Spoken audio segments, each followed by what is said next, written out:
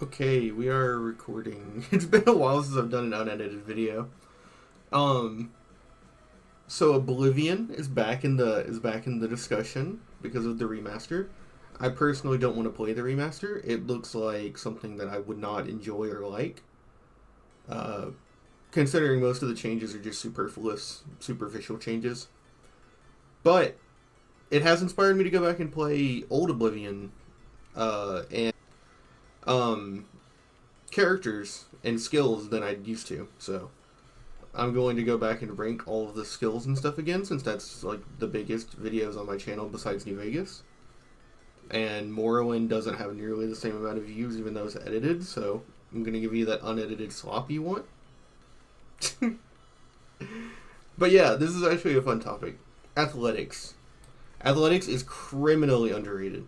So in Morrowind, impacts on your actual character's movement speed depending on which one is higher. So in Morrowind, initially athletics has a much higher impact on your speed. However, speed can be feasibly raised much higher than athletics possibly can. So in Morrowind, for instance, athletics is like giga important. In this game, it seems like athletics and speed have an almost equal relationship with your movement speed. But considering that they can both be increased past 100 and they can both work together, your movement speed is incredibly impactful. Not only do you just navigate the world faster, which is like really important, but it also impacts combat. I tried to play as a tank build that wore heavy armor, and even with things like feather active, like enemies can just like circle around you and literally blitz you in a battle if you don't have movement speed. And it allows you to do the same thing. Right now I'm in the middle of a mage character, and because of the fact that I'm completely unarmored, I'm in robes, just having like passive shield effects from like enchanted items. It means that the like freedom I have in like maneuvering around my opponents essentially lets me just not get hit instead of trying to tank whatever I'm getting hit by. Athletics is like really, really good. If you're unarmored, it makes you a speed demon, and if you're like in heavy armor, it gives you more movement speed, which is always useful. Especially considering how slow heavy armor actually makes you move. A lot of people try to act like movement speed isn't that important in this game, and I think they just don't. They're either playing on master difficulty where being hit once in like just gets you killed, or they're, I guess, just using like magic and max shield so that being hit doesn't matter. But there are a lot of points in the game where if you can get athletics a lot higher than you should be able to, it's very useful. Now, the reason it's not easy to do that in vanilla is because they capped training. So in Morrowind, you could train infinitely. So as long as you had the gold, you could get your skills up as high as you needed them to. And if you could do that in Oblivion, which is how I play it with mods, unlimited training like Morrowind, yeah, athletics would actually probably be like maybe the best skill in the game. But in vanilla, it's just something that increases as you play. You can kind of speed level all the way to maybe level 15 or so in a few hours if you know what to do and how to build your character. Like if you put, for instance, alteration, conjuration, or mysticism as major skills, you can be level 15 in like 3 or 4 hours. But realistically, you're probably capping at around level 10 quickly, which is 50 levels of athletics if you micromanage your levels, which is incredibly useful still. Not to mention athletics, outside of its raw movement speed, impacts your fatigue regeneration, which if you're a combat fighter, is like obviously super important. Your fatigue regeneration is insane. Being able to run away while recovering fatigue at max athletics is actually so invaluable. And it's something people I think don't understand because most people won't ever max out athletics in vanilla Oblivion back, and that's why I don't have it as like the best skill. Because of the fact that in true vanilla, you will never ever max out athletics. It was calculated for the speed run, and it takes 72 hours to max out athletics. I believe assuming you start out with the best athletics possible. So like combat, major skill, Argonian would still take I think about 70 hours to max out athletics. That's why you need to train it with trainers. This is Armorer, which is... Now, offensively, magic is the best way to go for damage in this game. However, 95% spell effectiveness can be achieved while in any armor, as long as you have Feather active. So, any build wants to use armor, because if you have like a 100 damage touch spell, with spell effectiveness, even in heavy armor, if you have Feather active, you'll be doing 95% damage, so 95 damage. So, spell effectiveness is not a reason to not wear armor. I'm personally doing a build where I'm high elf maging it with no armor at all, just for the fun of it. But that is not necessary. It's optimal to run light or heavy armor as a mage. Okay? So, armor, even just to keep your armor in good condition, is useful. But on top of that, you can repair your armor past its normal effectiveness with Armor 75 to 125%. I believe this gives you... It usually gives you 1 to 3 armor, depending on how good the armor piece is on it. I know that at 100 armor, wearing Ebony with a heavy armor of about 90, I was at about, I think, 60 or 70 shield, but by using Armor Repair 3 to get it to 125, my Ebony shot past the armor cap. So it has a major effect in the late game, too. Because if you can hit the armor cap without any, it can be enchanted with like actual effects. So armor is incredibly useful. And even though Destruction Magic is the best way to go for damage, being able to repair like an enchanted weapon is still good. Like Chill Rend is really crazy in the game. Rock Shatter's in the game. Umber's in the game. And you want to rush that, so you still want to be able to repair it without going back to town. So there's no reason not to use armor in an Oblivion build. Blade, I think, is worse than Destruction Magic, but it is the best offensive melee style. There's only one skill I haven't thoroughly tested that might be better than it, but for the most part, Blade is better than Blunt, and it's way better than Hand to Hand.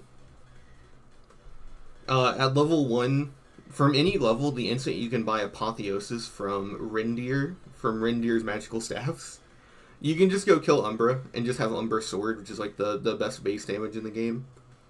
Umbra's overrated. It doesn't really compare to like Goldbrand or Chillrend, or even like Duskfang and Dawnfang when you factor in the enchantment.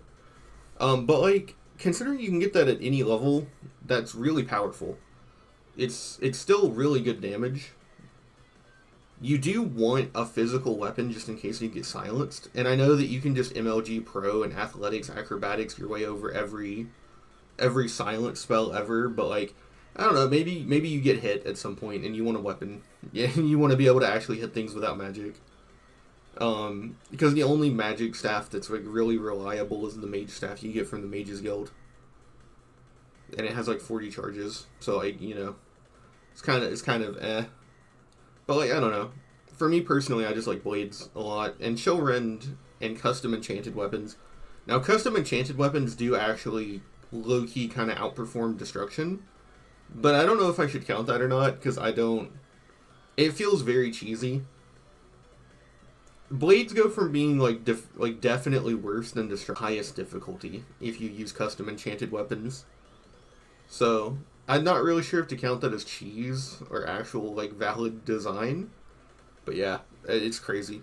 I still think they deserve to be this high at least though, because like early on, Destruction Magic can be a little questionable, and leveling it in vanilla is pretty bad.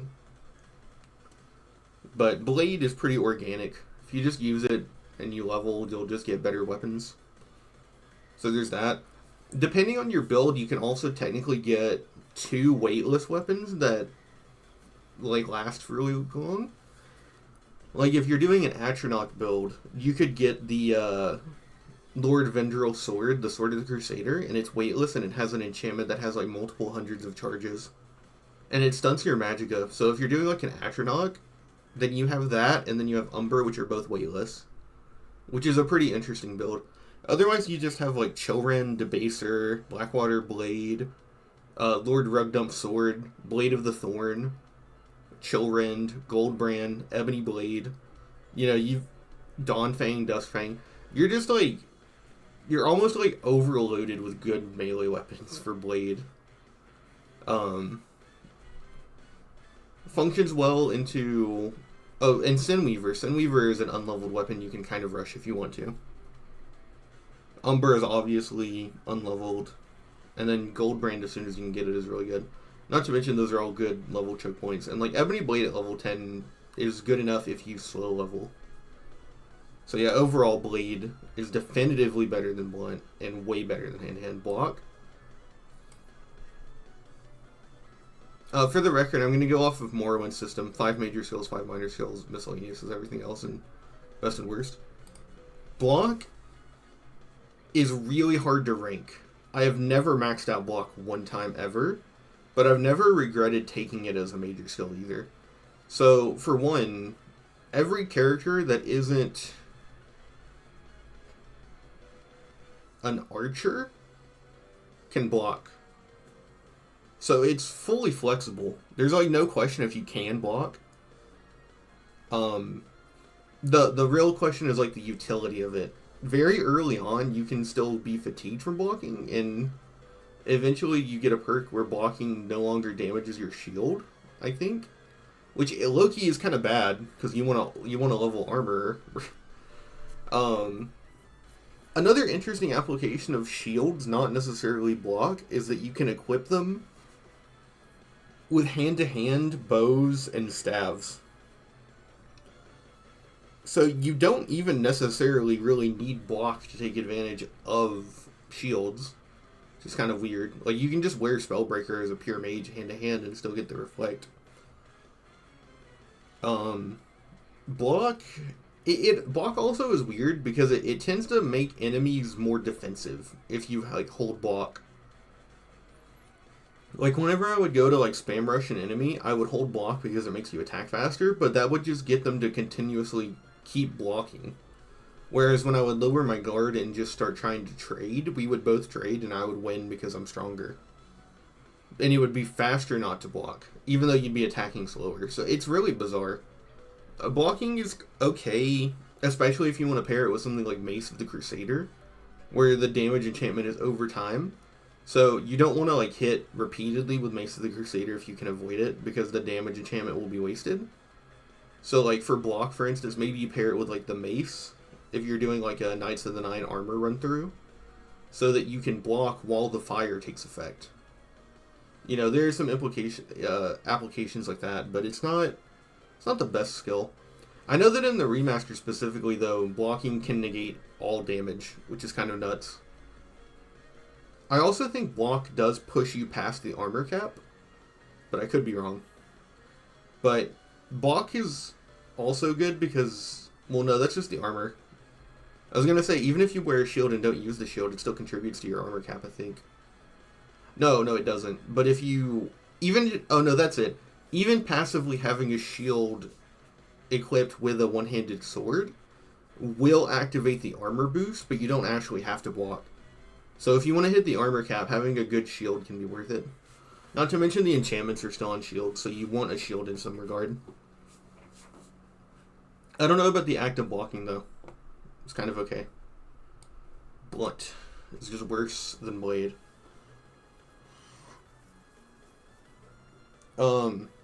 You have slightly higher damage. I think at any threshold you're going to do 1 to 2 points more damage than you would with a Blade. If that.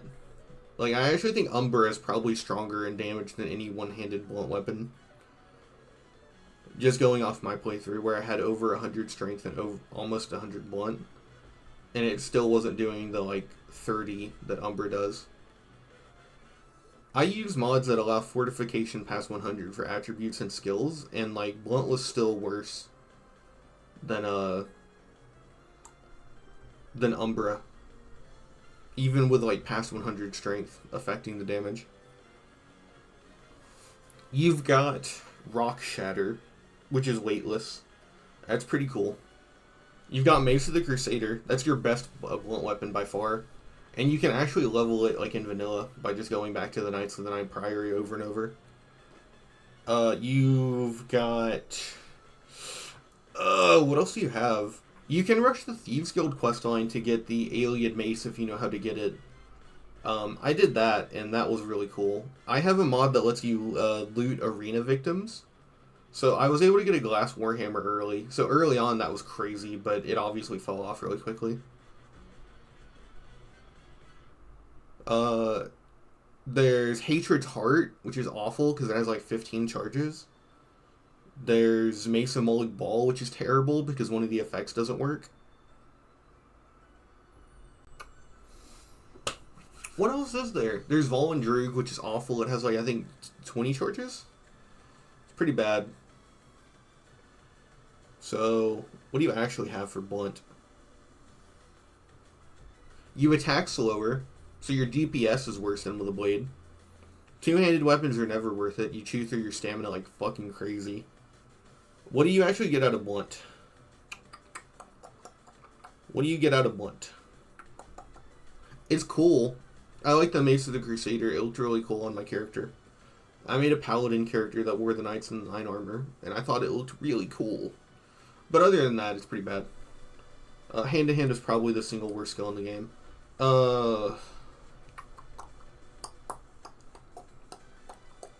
Yeah, hand-to-hand is the worst skill in the game. So, I'll look this up so you guys don't, doubt me.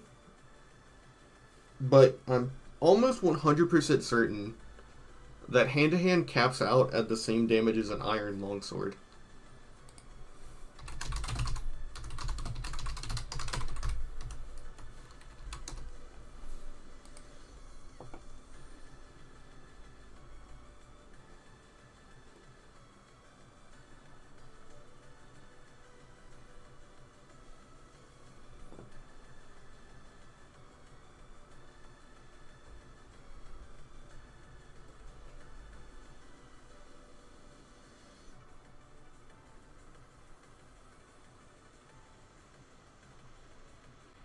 Health damage equals 1 plus 10.5 times strength divided.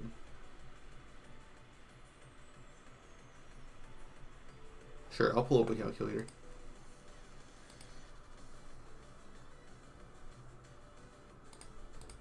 $10.5 times 10.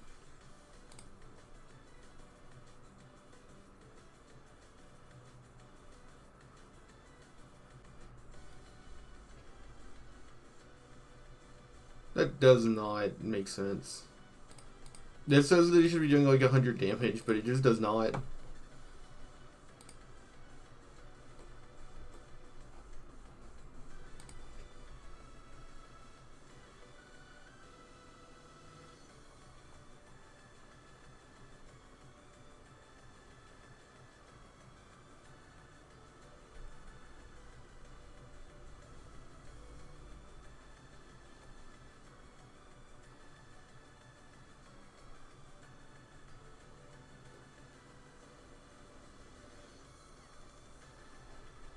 I'm just gonna look up max damage. This page is not showing it, and you do not do 100 damage.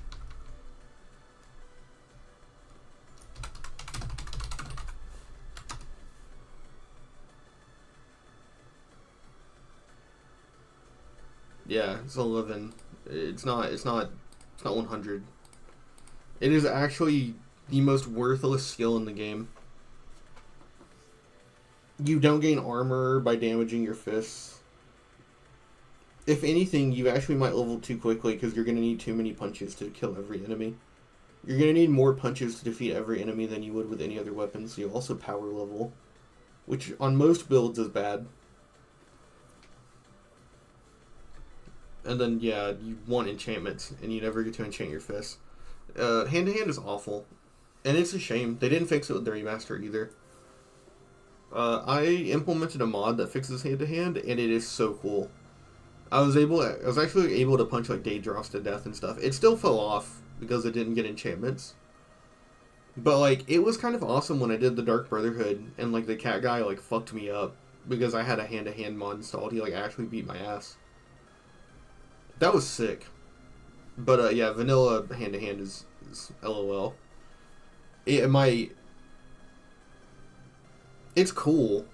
Like there is nothing rawer than like just yeah, and like bring your hands down on someone, but like 11 damage, man. That's pretty bad. Heavy armor? Heavy armor. Heavy armor is going at the top of miscellaneous. So it's better at protecting you than light armor, and you can hit the armor cap very quickly. Obviously. Like, to such an extent that it'll actually ruin the flow of, like, gameplay and stuff to, like, actually sit there and constantly cast Feather and to, like, not be able to pick anything up because your inventory is always full. For the benefit of, like, being slightly bulkier early on. Because, like, early on, the difference between light and heavy is irrelevant. It doesn't matter. Heavy armor starts to shine in the mid-game, where you hit the armor cap a lot quicker than with light. Or without using Transcendent Sigil Stones. And then, in the late game, it's just strictly better because it's weightless. But if anything, I feel like because of the fact that its advantages only come into the mid-game, it's actually smarter to just tag light armor, use light armor, and then grind up heavy armor when you have the ability to. Like, I feel like it would be better to use light armor organically until you need to start hitting the armor cap, and then just go train a heavy armor in like a rat cave or a guard area or something. Obviously, I just use unlimited training, so like for me, I could just use light armor early and then pay for 100 levels of light armor or heavy armor training once like bandits start carrying like glass and ebony. But like, I don't do that just for like my sake, so it's like funner. But like that would be the optimal way to do it. And like in vanilla, people will just grind and stuff. So yeah, but obviously organically, heavy armor is worth using, so you don't have to grind it. But it really does physically slow down how quickly you move to like a really unbearable degree. Like, I'm someone that values movement speed in a game like this. Heavy armor detracts from that so much. Those are our combat skills. Magic is better, for sure, but you can supplement everything you're doing here with magic, but at the end of the day, it's nice to just have some flat statistics, you know? Like, movement speed and armor. Alchemy? Alchemy is obviously like S tier. Really good. Whatever damage you can do with a spell, you can create like a poison that probably does more damage, and it doesn't cost like 1,000,000 magicka. Whatever you can heal yourself with, you can cure or restore with a potion. And obviously for money making, once you start getting to like 70 plus alchemy, your potions start selling for crazy. Early on, also, this is an easy to grind skill because you can just buy restore fatigue ingredients from like an innkeeper and then sell them to like someone else in the town for like profit. Especially in the Imperial City, the inn that has the Battlehorn Castle DLC house merchant guy, the Dark Elf, you can just go over to the counter and buy all the restore fatigue ingredients, make the potions, and sell them to him because he's really easy to increase disposition with, and you'll earn profit immediately. It's really good as like either tagging it so that you can control your leveling, like whenever you want to level up, just go do alchemy, or keeping it as a miner so you can spam it and make really good money on the side early on when money is tough. Because like early on, your options for money is basically just like the collector from Umbacano in the arena. And like maybe some Dark Brotherhood Thieves Guild stuff, but like alchemy can really help speed that up if you're able to keep crafting potions and stuff. And the late game effects of really good potions outweigh magic based solutions. It might be the best skill. The only major downside of potions that I can think of is that you won't consistently find master apparatuses in the wild. There is no guaranteed place to get a set of master alchemy equipment. It's completely RNG, which is ass, by the way. There should be at least one place you can buy them, but no, they're completely random. And whether or not you'll find all the experts in stores is also RNG based, so to actually make the best potions does require RNG, which is Dookie. Alteration. Easy top tier.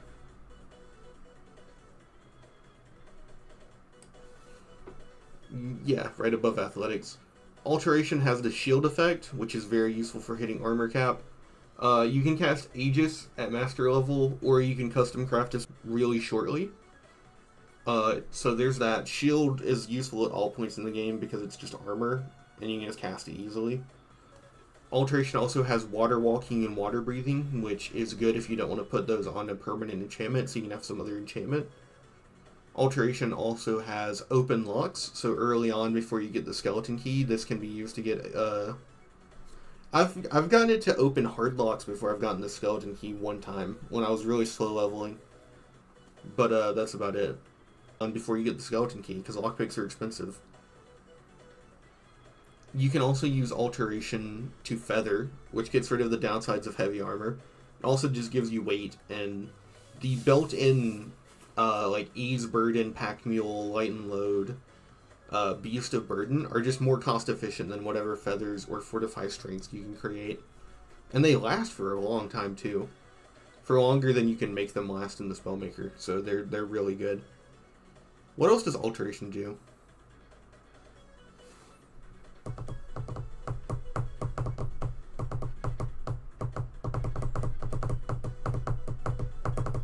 I can't actually think of what Alteration does besides that.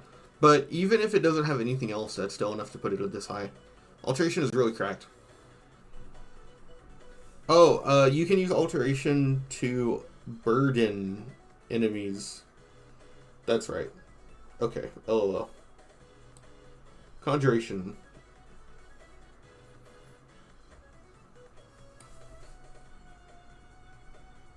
You're going to move Blade down. Conjuration is weird, because I don't ever raise the difficulty. But Conjurations are still useful. If you're slow leveling, but you get your Conjuration higher than it should be for your level, the Conjurations you can summon are broken. If you're level 10 and you're summoning a Frost Atronach, the Frost Atronach will 1 or 2 shot enemies. Really good stuff. Conjuration also affects bound equipment, which is kind of like a meme in Oblivion, because it's all shit. But you can also conjure weapons, which I think are okay sometimes. And Conjuration also has Turn Undead, I believe. Yes, because that's the skill you use to make a Conjuration spell for training.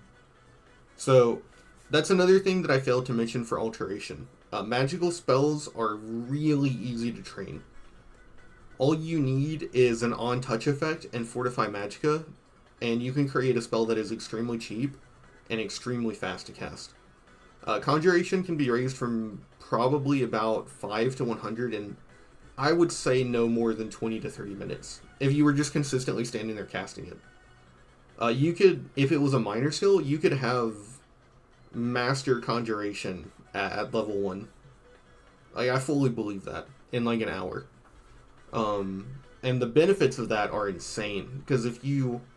The way that Oblivion is designed is to stifle the player's power, essentially, so that if you progress organically in the world, you're never stronger than the world.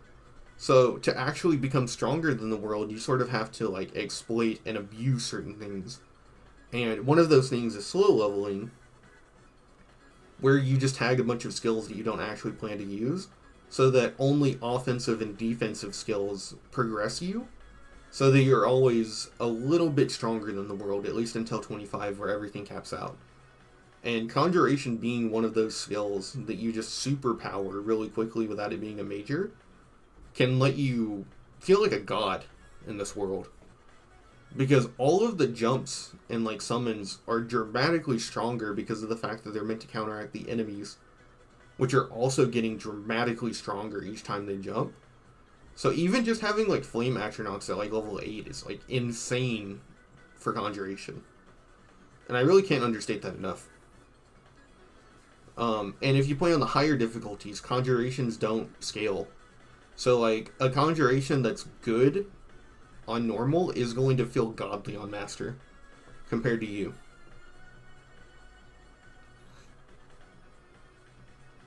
I think it's here. Destruction is just better than Blade. The biggest problem with Destruction is that leveling it is kind of hard. It's really slow. It's faster than Restoration, but it's still really slow. There's also the fact that in vanilla, like, Magicka costs are just insane for Destruction compared to, like, all the other skills. And, like, unless you combine it with Alchemy to have constant Restore Magicka on effect, you are just gonna run out of Magicka and have to, like, rely on a sword if you spam Destruction. That's why Alchemy is so high, too, because you can make Restore Magicka effects that basically allow you to be an infinite caster. Like, Magicka over time is really powerful to pair with Destruction. But I mean, yeah, Ooga Booga. An expert level spell is 80 points of damage, whereas Goldbrand, arguably the best blade weapon, is like 26 with like a 22 flame damage enchantment. So, like, even just the expert level touch spell is better than Goldbrand. Yeah, 22 on top of 25. So, like, 50 versus 80. Like, expert level touch spells versus Goldbrand, the best blade weapon. It's just better. Not to mention that there's, like, a winter... What is it? What are the... They're called blows, right? So there's Arctic Blow, Electric Blow, or Lightning Blow, and then Flame Blow, or Scorching Blow. So you have all the elemental versions of it compared to Goldbrand, which is just fire. So, like, anytime you fight a Daedra, you have to, like, start using Chill Rend or something, but, like... Yeah, I mean, with it's powerful, but the element that's better against it, like Electric for Daedra. So, Destruction is pretty crazy. Damage health is, weirdly enough, super expensive compared to the elements, despite the fact that it's worse for combat. I've never understood that, but okay. Go off, Queen. Hi! I just noticed a little picture. What was I talking about? Oh, but yeah, Destruction is really good. Obviously, if you want to, like, damage ramp and feel like a god, you have to use Destruction. Otherwise, you're just using an enchanted weapon. That's why I do think that they should be side by side, because this is, like, way better normally than Blade, but Blade is better if you choose it.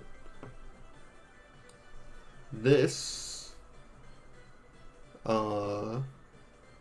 So no head. This is Illusion. Illusion is, like, one of the weaker schools of magic, normally, but it has a few things that make it really strong. So first of all you need is an Illusion of 25 to create a 100 charm for 5-second spell. There you go. That's Speechcraft completely invalidated. Where's Speechcraft?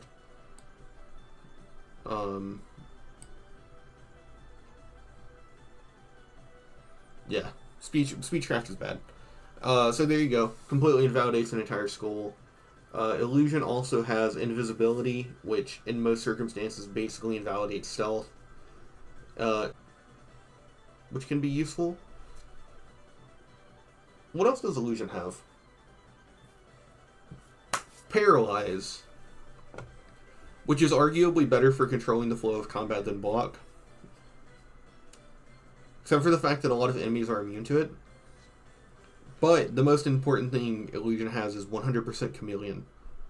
It's a little difficult to get your Illusion high enough to use it, but yeah, 100% Chameleon breaks the game.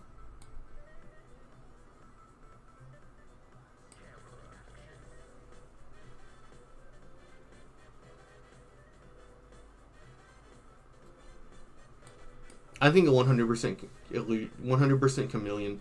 You can get to the point to where using enough Transcendent Sigil Stones and, like, the Necromancer's Amulet, you can create a build that can use, like, 2-minute 100% Chameleons at full spell effectiveness. Like, it's kind of disgusting what you can do with it. And that allows you to use your Sigil Stones for your raw magic, which not only allows you to cast, like, that one really powerful Chameleon spell, but also, like, really powerful versions of all these spells, too. Which is why having that Chameleon spell is better than having it on your armor. This would be Mysticism. What does Mysticism do? It lets you cast Soul Trap. It's okay if you're not using Blade. You can use Life Detection, which is kind of like a meme spell, because it's really awful as a spell. It's really good as an enchantment, but it's terrible as a spell. It's not cost efficient and doesn't last. You can use telekinesis to like get Welkin stones, I guess. But like every character starts out with flare, so you don't even really need that. You can cast spell absorb, reflect, and damage reflect, but they're horribly cost inefficient as spells. So like if you cast spell absorb, you give yourself a chance to absorb the magic and get it back, which means that if you cast spell absorb, you're gambling to like be even. Like what?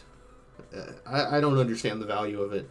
Casting reflect damage, if you can do that, is actually pretty good though. I don't think you can, but if you can, that's pretty good, I guess. It's okay. It seems more for like casting offensive magic that mysticism is for like patching in a build. Absorption or reflect. Like if you get yourself passively to like 80, maybe create like a 20-point spell that lasts. But I don't know. Mysticism is really bizarre. Mysticism used to be really powerful in Morrowind because of the fact that it was your teleportation spells, but obviously they took that out, so I mean, rip Mysticism.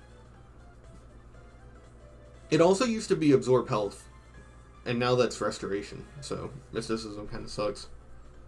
But it is still a school of magic. It still has some important things. I actually don't know if I think it's better than like heavy armor. Truth be told, it's kind of bad.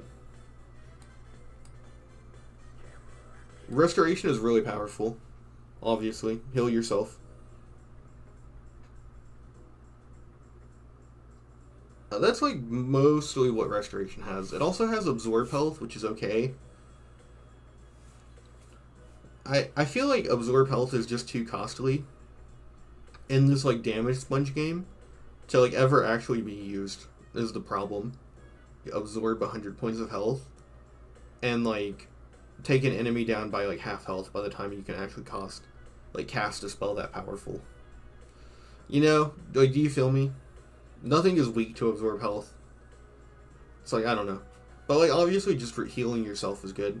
I'd say that healing yourself like arguably is more health efficient than just blocking.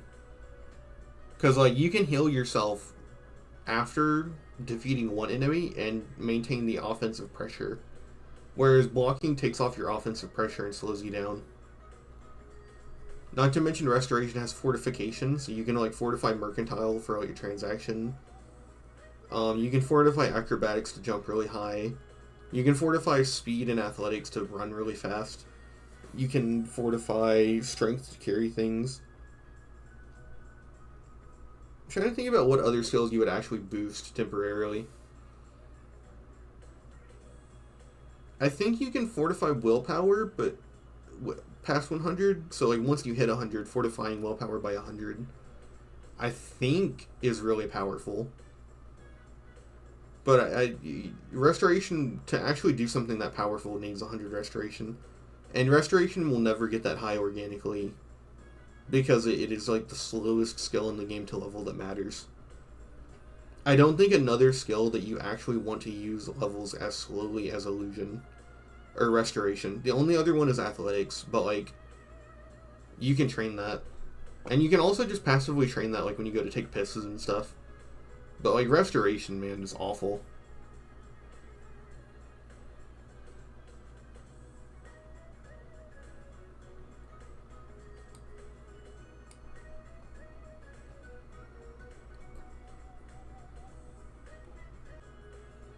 No, this is acrobatics. Okay. Acrobatics is really cool. I would probably say it's more useful than mysticism. Probably better than heavy armor? Acrobatics is like bordering on being... Actually, yeah, it might just straight up be in the skill set. Acrobatics is the kind of thing that like people kind of joke about, is like, oh, well, you know, you can jump high, that's cool. But it's like, it's actually a lot more powerful than that. Like, if you're playing as like a mage, being able to just jump over someone is actually really crazy. Not to mention the fact that this allows you to like navigate areas of the like world space differently. You can literally just jump down mountains and live it if you have decent acrobatics. Like, if you're playing an Oblivion Gate, there are certain things that you can just jump over to skip them so you don't have to, like, deal with all the spongy enemies. Like, acrobatics and high speed movement combined are, like, what make Oblivion Gates, like, passable. Instead of being as miserable as they, like, realistically should be. Acrobatics also reduces your fatigue from jumping, which is really important. And it also gives you the roll, which is really cool. It also lets you passively have water walking active, so you don't have to constantly go into your inventory and select Sea Stride. So, overall, acrobatics is cool. You also gain the ability to attack while jumping, so you can do things like position yourself and jump, and then aim like a target spell. If you want to do that. Obviously, target spells were neutered compared to Morrowind, but, light armor, we already went over this than heavy armor. It's essentially better than heavy armor early, and worse once you get to the mid to high levels. Because I don't think you'll ever hit the armor cap with light armor, ever. So you'll either need enchantments or spells to hit the armor cap. The one really cool advantage of light armor is that the instant that you get your armor to 50, you can go to not Battlehorn Castle. Is it Dunbarrow Cove? And do Unearthing Mayrin's Razor to get the Morag Tong armor. It levels, so you might screw yourself out of like the best light armor. But if you want to do light armor early and then switch to heavy armor because that's optimal, so like pseudo-optimal for speed, the Morag Tong armor has some of the craziest enchantments in the game. It has like Feather 100 passively, Fortify Speed, like a Detect a Life Cowl, things that fortify acrobatics, all your stealth skills. Light armor is also just easier to find early, like with leather. Light armor is also just lighter for inventory management, obviously. The only problem is that glass really does not compare to ebony, let alone Daedric or like Knights of the Nine. Although to be fair, I think Knights of the Nine armor does scale to your armor class, so. The best light armor might actually be Imperial Dragon armor. I'm not actually sure what the numbers on that though are, because it takes 2 weeks after the main story, and by that point you probably don't need it. Dark Brotherhood armor is also light armor, which is really useful. Because you get that, like, basically super as early as you want. Marksman is the true, I have never used a skill in a true capacity thing. So personally, I just hate the feedback in Oblivion of shooting a bow and arrow. Because, like, drawing the bow looks spindly. It doesn't look like you're actually drawing a drawstring to, like, fling an arrow. It looks like you're about to, like, pluck a harp string, and then like you fire it and there's like it just shoot, like not that fast. There's no like wind sound effects, there's no like fwop, there's no like none of that. Then it hits someone and they go and like there's that, and it's just like it doesn't feel good to use. So I've never actually used them because like it somehow manages to feel worse than the other skills to use, like in terms of feedback. However, I would estimate that archery is probably better than blade. I would assume. Because you can enchant your arrows and your bow, which is just better than enchanting your weapon. And then you can also combine it with stealth, like much easier. However, since I've never truly used it, I'm just going to leave it off the list. But I would assume it would go directly above blade, and that acrobatics would move down to misc. Actually, yeah, I kind of fuck with acrobatics more than block, to be honest. I kind of fuck with heavy armor more than block, to be honest. I kind of fuck with light armor to be more than block, to be honest. No, because block is at least consistent. Mysticism is gambling for damage reduction. Mercantile, it's obviously bad. It's better than speech. You're never gonna level it, ever. How many mercantiles does it take? How many transactions?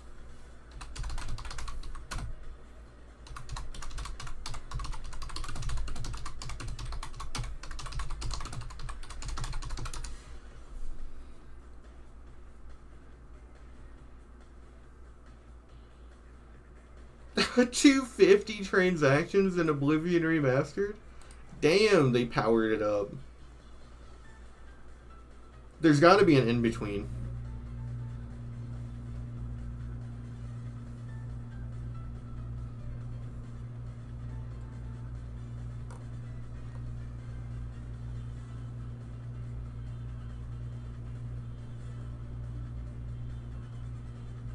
Can you just fucking put the number?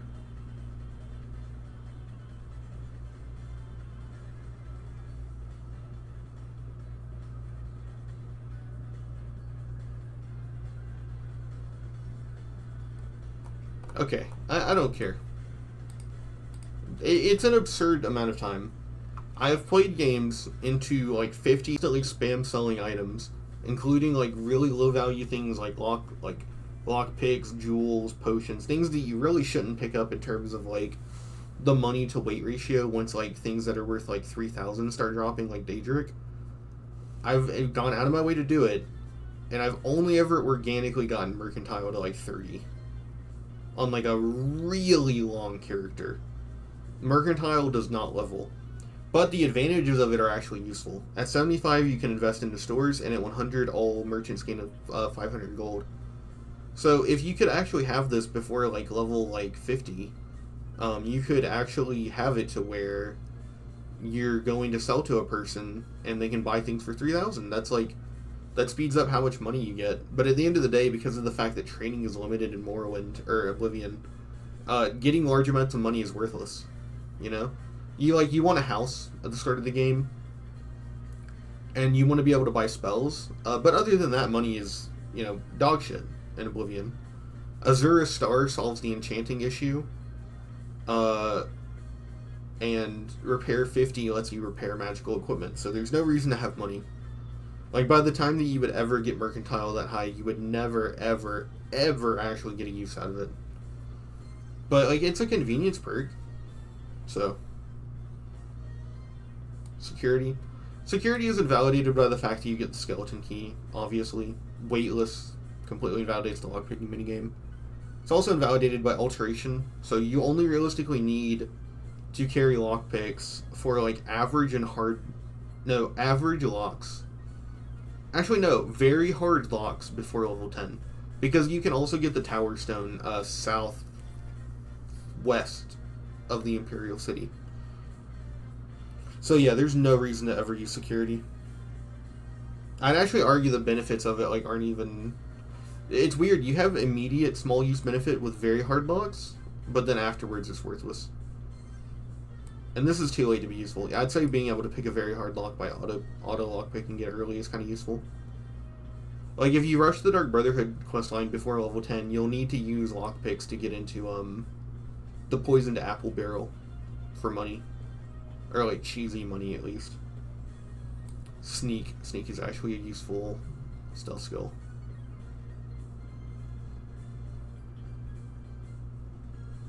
Sneak. So, like, on normal difficulty, once you hit a certain level threshold, enemies have too much armor for you to actually realistically kill them, even with a 6x multiplier. However, once you get to Master Sneak, where you ignore enemy armor with stealth attacks, then it pops off. So in terms of avoiding damage, I actually think it's better than light armor or block when it reaches Master. But before then, it's, like, kind of okay.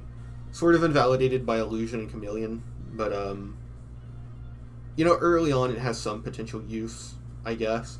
And it's extraordinarily easy to power level. You just need to go to an area with an NPC that never turns his back, like somewhere like Arkved's Tower, or the start of the game, and just passively train it. And as long as it's a minor skill, you can have your super high stealth at, like, low levels, which is really useful. It's like the best of these miscellaneous stats for sure. I don't think it's better than anything here though. I think heavy armor is better than acrobatics for damage reduction. But yeah, this would be my pick.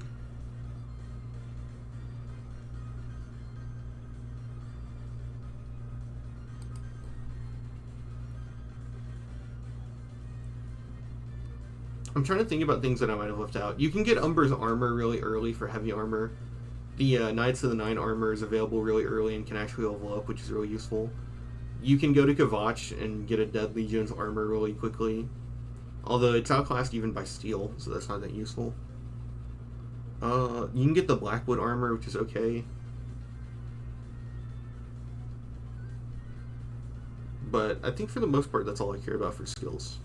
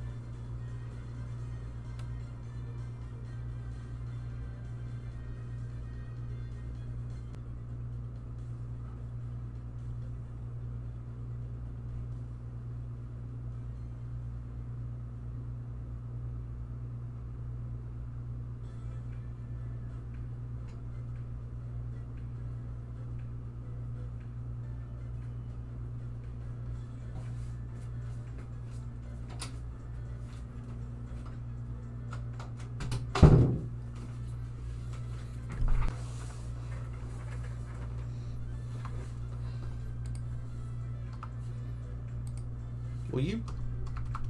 What's going on here? Oh, there we go. Okay.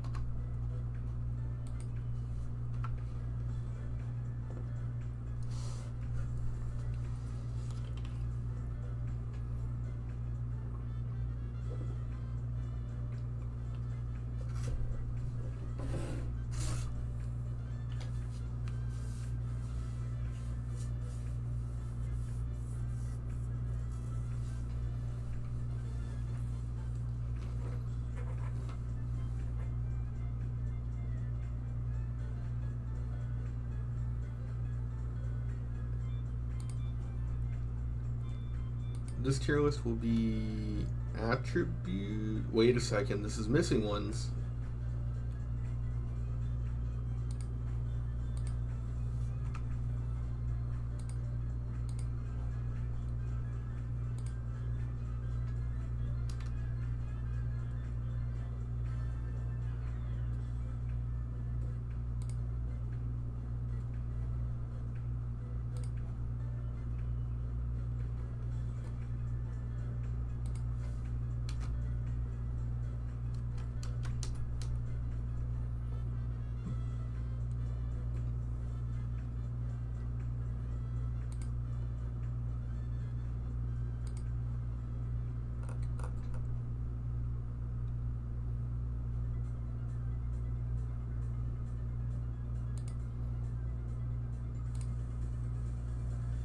Okay, if this one. Yeah, they didn't link it. Makes sense.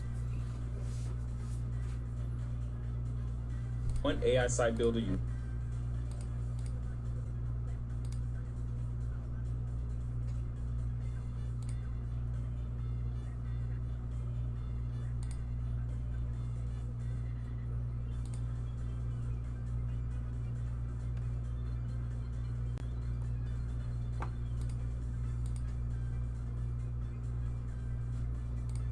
What is this tier maker he's using? It's not that complicated. Where's this tier? Where's this tier maker? This might be a one-time use. It can't be, though. Old Knight would not put that much effort into a tier maker.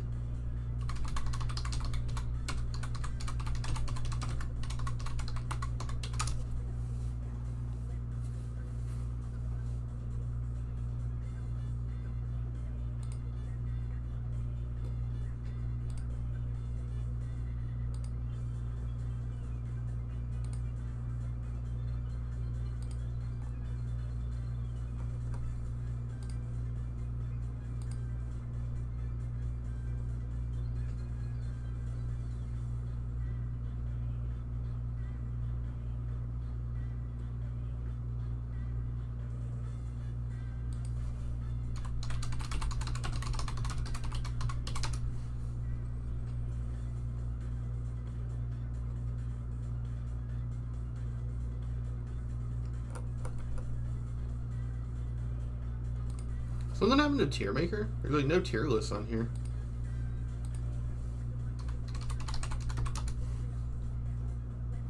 Dude, fuck off. I turned off ad blocker. I turned off ad blocker for this fucking site, man. God, get off my fucking ass. Jesus. I literally have ad blocker turned off. Look at this shit. God, how fucking greedy are you?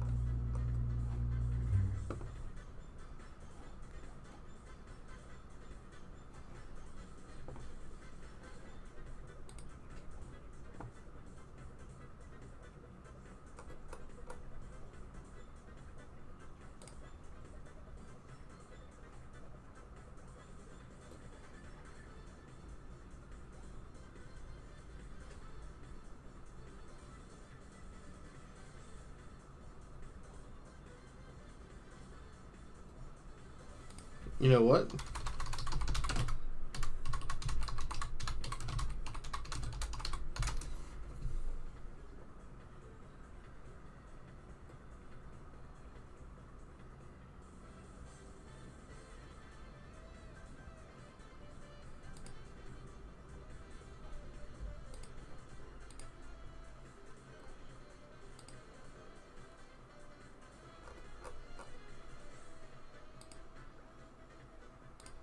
What is going on? Why are there no attribute tier lists on Tier Maker?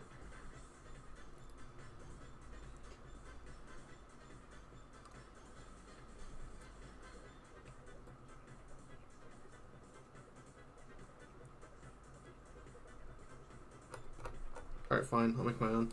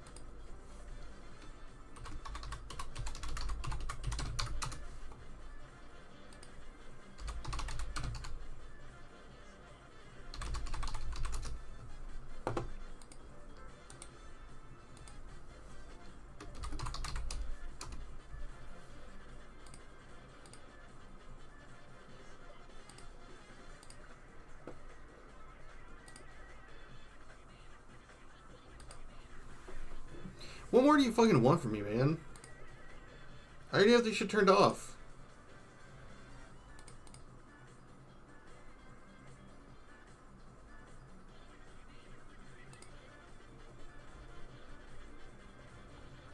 Is there a way to just turn this shit off? Just completely?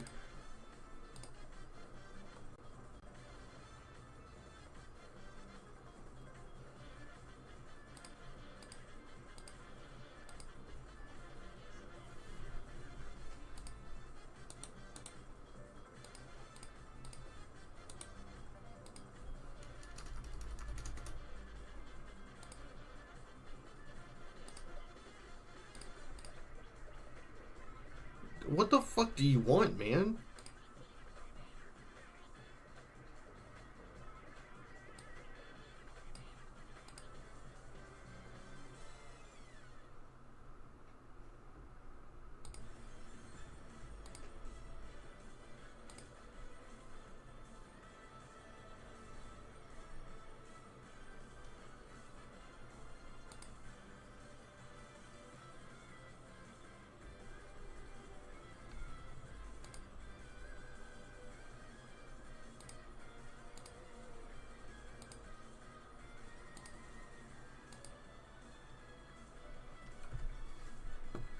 So what the fuck do they want, man? I literally cannot do anything.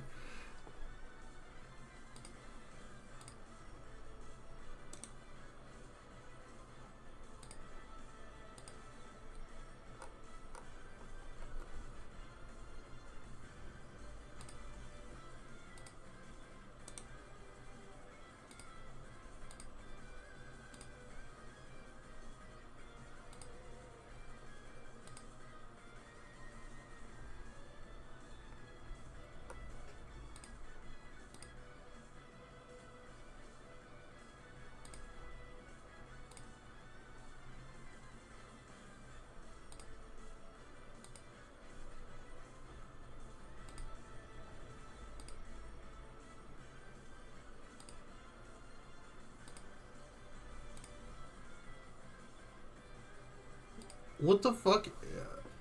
What is wrong with this thing?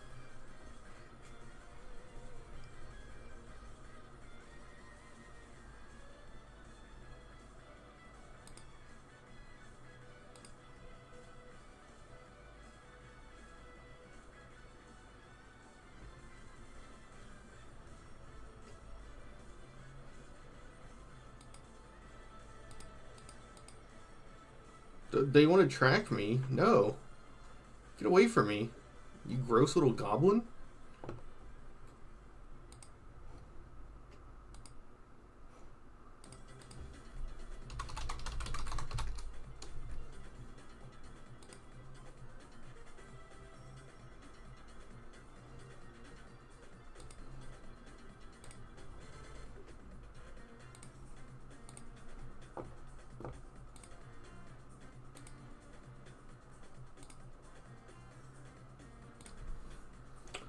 I'm not sure what to do here.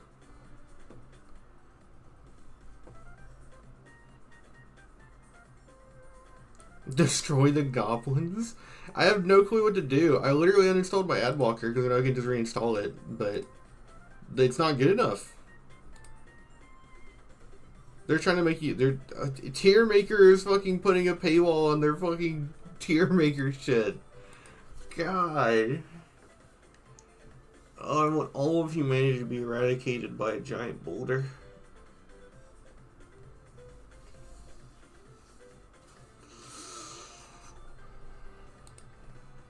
How do I enable ads? My blocker isn't listed. Dude, fuck off, man. Just let me use the fucking site.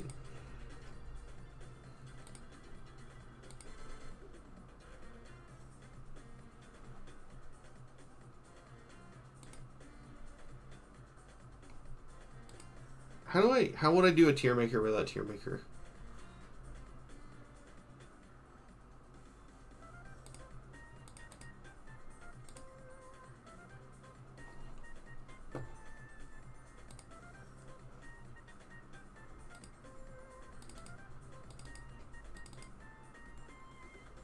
I know.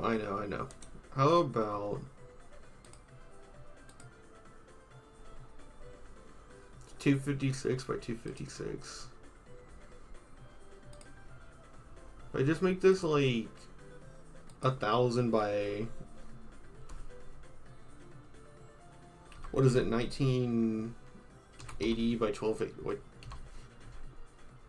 1920 by 1280? Is that it?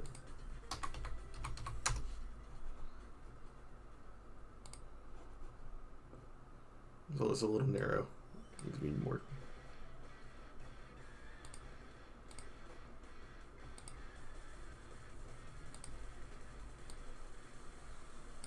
We're gonna fucking do this shit.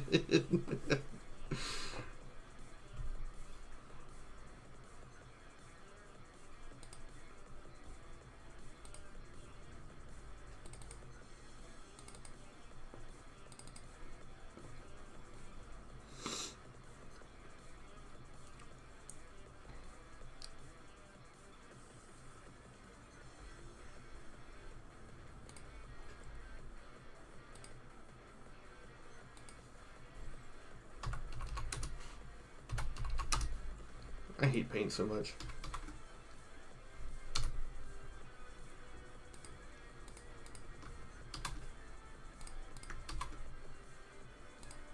Okay, so what's the issue here? Why does there always have to be issue with all technology? Why can't any technology just actually be useful to use? Why does all of it have to be obtuse and useless? Why is this so hard?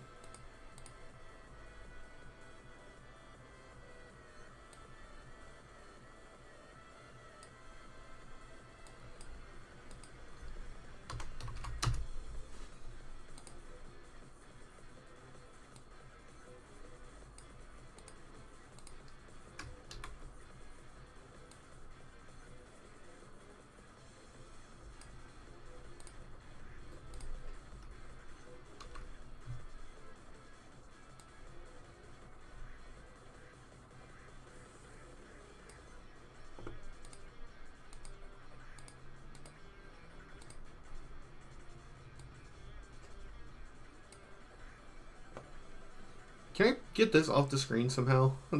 God, I hate this.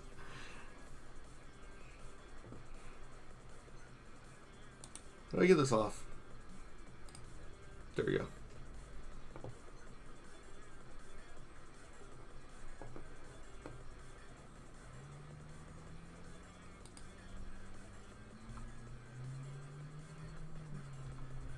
Oh, now I can't full screen out. Okay. Okay.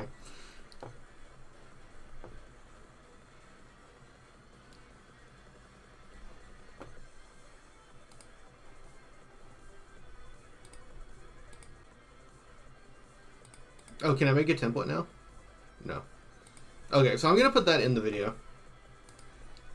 So this is the attributes tier list for the Elder Scrolls 4 Oblivion. So I wanted to make my own template, but I can't use tier maker because I have an ad blocker. Even though I don't have an ad blocker. So they're trying to, I guess, force you to pay so that you can put images on the screen and move them. But you do not need tier maker. You can do this. We're going to be ranking the Elder Scrolls 4 Oblivion attributes.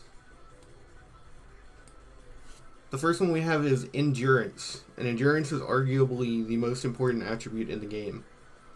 It isn't an attribute that you feel very often, for sure, but if you don't take it, you regret it. So essentially all builds sort of want to take this because it isn't retroactive.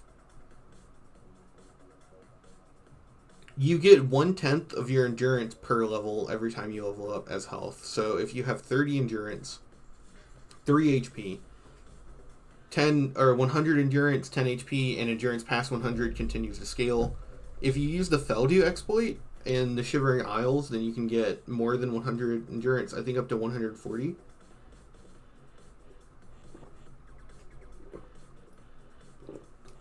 Something crazy like that.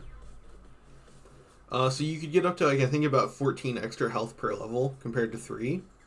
And if you go into high levels, this does make you very tanky. But ultimately, the importance of endurance, I think, is a little bit exaggerated because ultimately,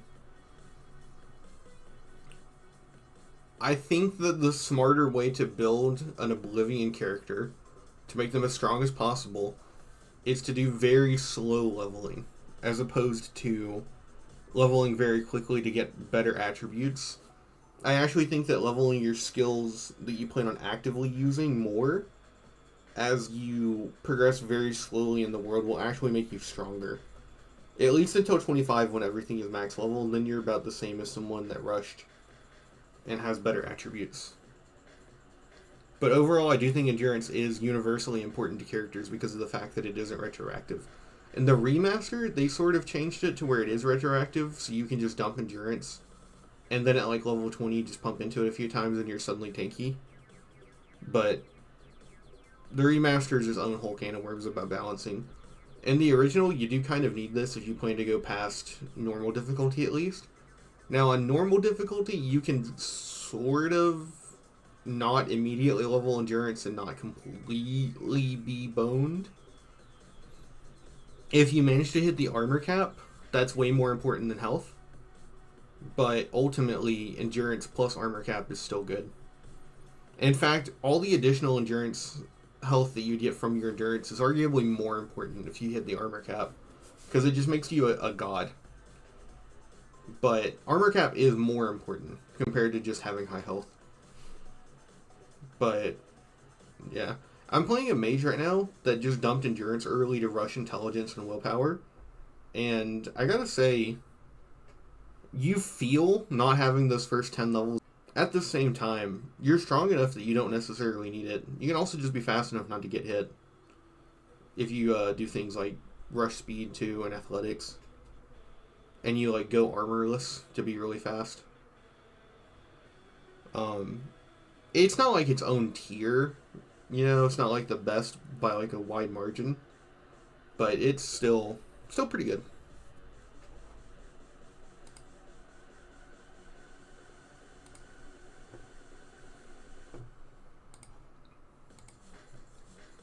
Intelligence is S tier. Easy S tier. It's your magical pool. In vanilla, I think your magical pool is 2 times your intelligence. It's either that or it's 1. Either way, though, having 100 to 200 magicka is really important. Every character ever wants magicka. As long as you don't pick the astronaut stone, it's literally a pool that regenerates over time. It is something to use. Magic is just objectively stronger than like stealth and like blade combat, like melee combat. Magic is the most diverse playstyle since of all the various effects it can give you, which can effectively replace a lot of combat and stealth skills. And you want the most magic possible. So if you plan on using magic as anything more than just healing after a battle, then you want to raise your intelligence. Now, fortifying it past 100 doesn't have as much of an impact as willpower, for instance. So we might end up moving it.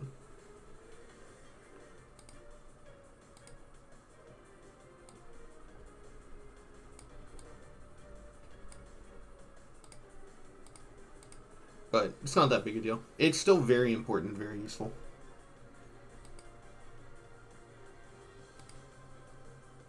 Luck.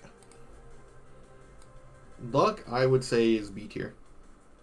It is not useless, but it has a very negligible impact on gameplay.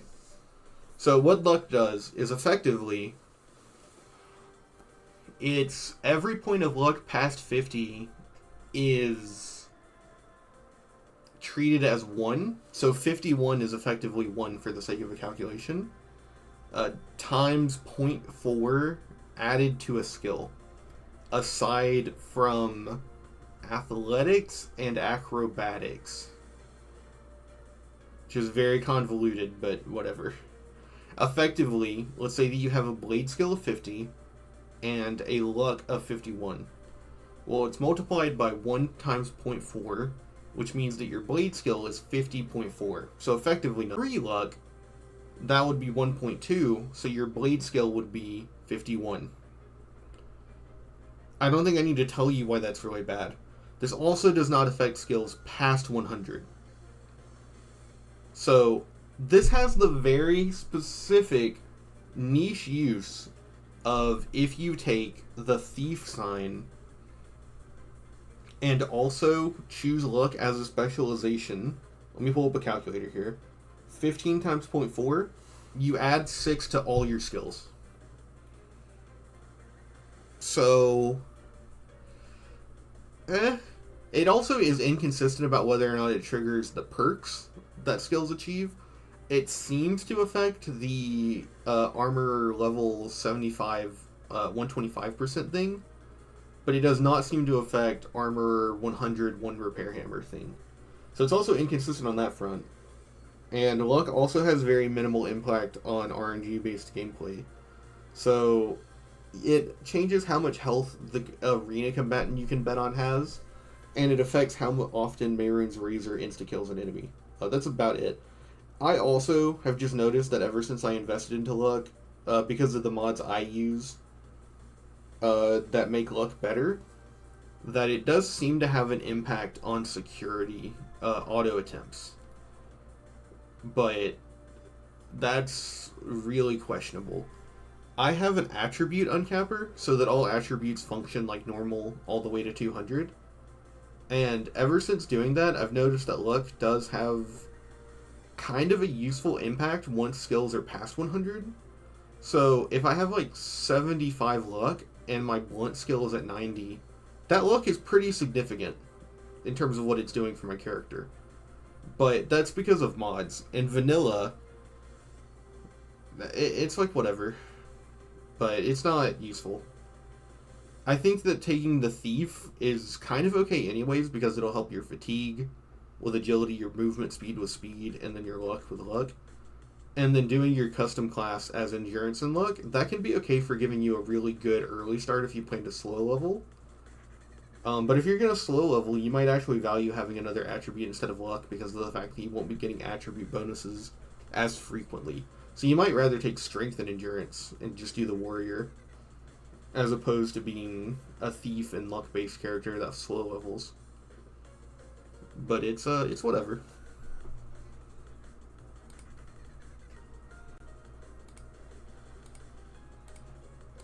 Personality is actually the worst stat, though.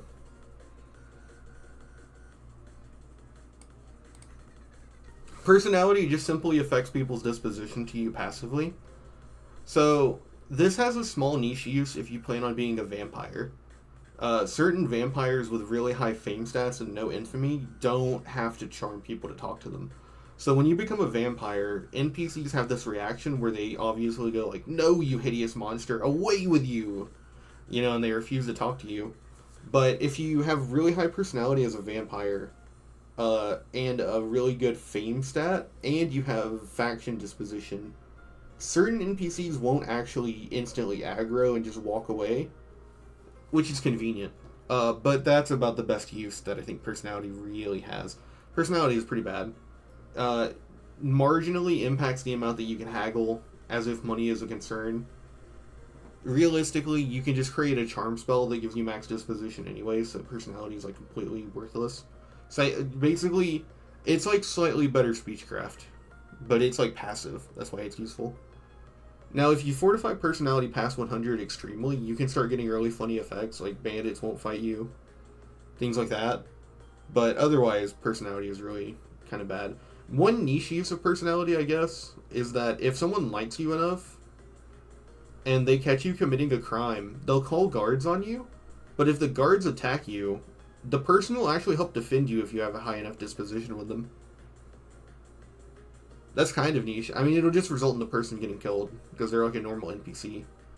But it's still pretty cool. But yeah, it's worse than luck.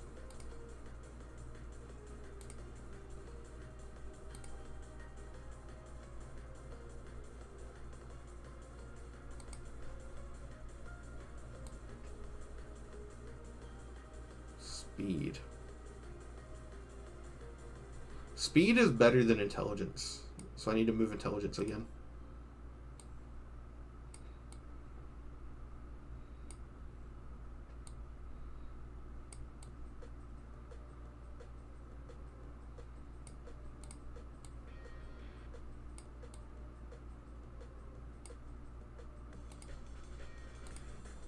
Yeah, sorry. I'm not buying that tier maker pack. Yeah, speed affects your direct movement speed. It's way easier to increment this than athletics, so it's way better than athletics for that. But people really underestimate movement speed in this game. Like, I get that, yes, if you hit the armor cap, you don't really need to be moving around like crazy. And yes, I get that if you like moving very slowly from place to place, you don't need to blitz everywhere.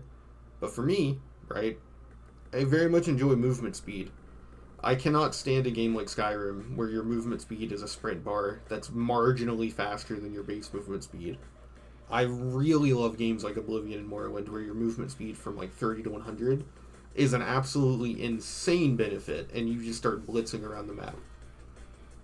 To the point that like my favorite thing in this game is getting speed to 100, athletics to 100, then creating a fortify speed and athletics spell for 100, and stacking it with Beast of Burden. Moving around like that is so fun.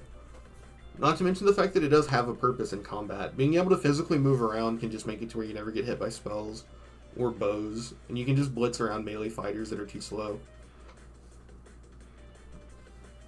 A really good example of how effective speed is in combat is just the early arena matches when your character doesn't have speed.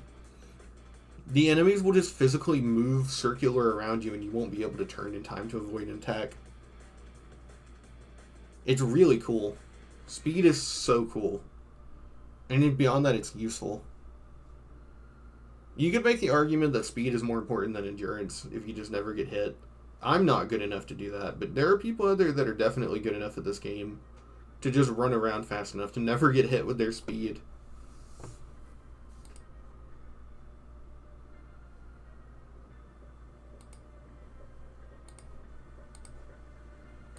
Strength is A tier.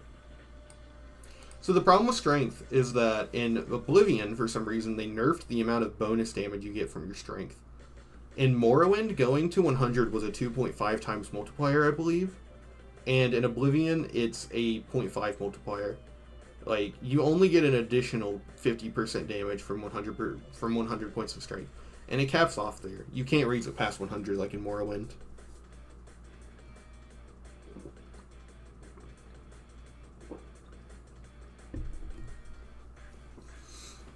I would actually argue that based on the inherent strengths of the player, if you actually swapped the like balancing of Oblivion and Morrowind, the games would probably end up better for them.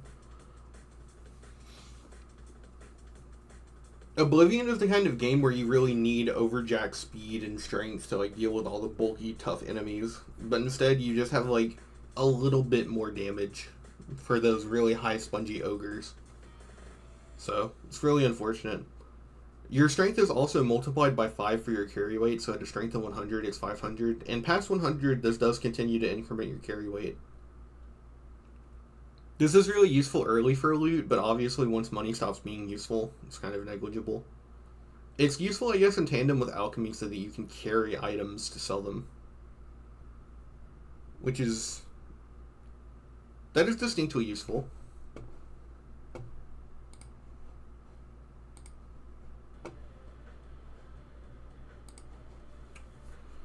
I'm trying to think. But yeah, just overall 50% more damage. Here's the thing though. Most builds start out at like 50 intelligence, I believe. I think maybe with a certain race in combination get to 65, but effectively you're probably going to be doubling your magicka. Doubling your magicka is way more than a 50% damage increase to your magic abilities. Because having double magicka allows you to cast 2 spells. That's literally just doubly as powerful as opposed to just 50% more powerful. So, it really can't be understated just how bad strength is in this game. To me, what the crazy part is, and they just kind of actively said no. They just made it worse.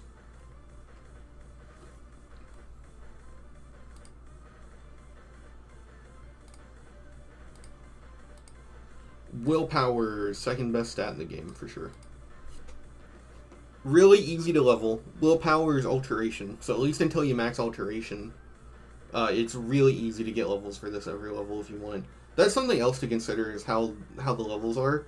That's why endurance might not be the best, because block, armor, and heavy armor are not necessarily easy skills to just max out in vanilla. If you actually want a +5 attribute bonus. That's why even though endurance is the most important, it might be kind of like bad, because like you have to actively go out of your way to max out those, and a lot of builds might actually want to use all of block, armor, and heavy armor. So like endurance kind of gets fucked over there. Whereas like you can just increase alteration 10 times really quickly for willpower. I guess speed kind of suffers from the same issue as endurance. But intelligence and the rest are mostly easy to just kind of control. Which, yeah, I guess thinking about that actually does harm most of these. Because of the fact that you need to get 10 increases. I actually might just move endurance to the bottom of, like, S tier because of that.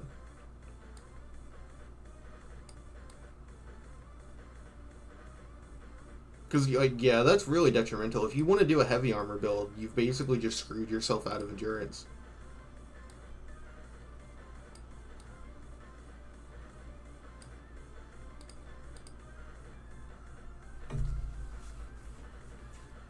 But yeah, this would be my truest. Maybe if you're really pedantic, you could put, like, personality in C tier, but personality and luck both have different impacts in the late and early game. But with my stat uncapper mod, I would actually put luck in A tier. Personality being B tier. Actually, with my stat uncapper mod, I think luck would be B tier. Actually, there would only be 2 tiers with the stat uncapper mod. Everything but personality, and then personality. Luck is really bad. It's unfortunate, too. It was so powerful in Morrowind, and then when they took out RNG, they just had no idea what to do. So they had it be, like, the most, like, unhelpful thing on the planet, I guess. If you take anything away from this, please bring back speed. I want speed back so bad in new video games. Ugh. Stop making game worlds that can't handle me moving at 400 times speed. Please. Bring back the low poly in Nintendo 64 graphics so that I can run around the world at 300 speed. Please. But that'll be it for attributes. It's a really short one. Save this.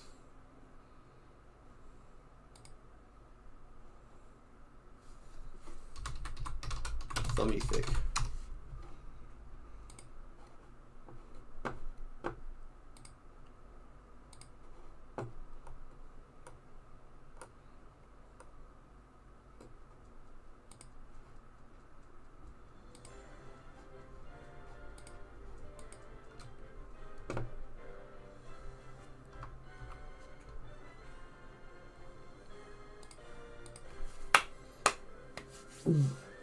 Ugh. Is that an Oblivion races tier list?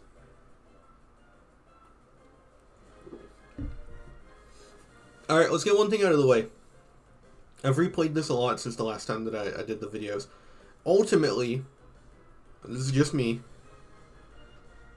I think that if you're fast leveling, the only thing that matters is your race of partial. Your passive racials. And endurance. That's literally all that matters. And I think that for a slow leveling character, it matters a little bit more. But ultimately, I don't think that your attribute distribution is that important. Okay? Because realistically, you can just hit level 5 and offset whatever detriment your build has in like 5 levels. So it's not that big a deal. Maybe if you're playing true vanilla and you don't efficiently level or install an attribute mod, maybe it matters, but at that point you just like cock and ball torture, so I can't really help you. Let's get some tier names in here. Best. Worst. And then, like, honestly, do you really need 3 tiers? Probably just good and bad.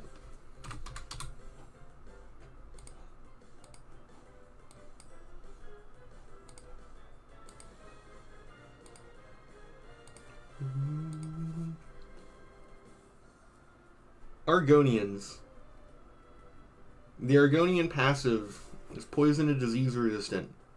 And I don't even believe you get Hisk skin in this game. They are just bad. They don't have really good endurance either. The most notable thing about an Argonian is the fact that an Argonian will start out with decent speed and athletics if you're a male.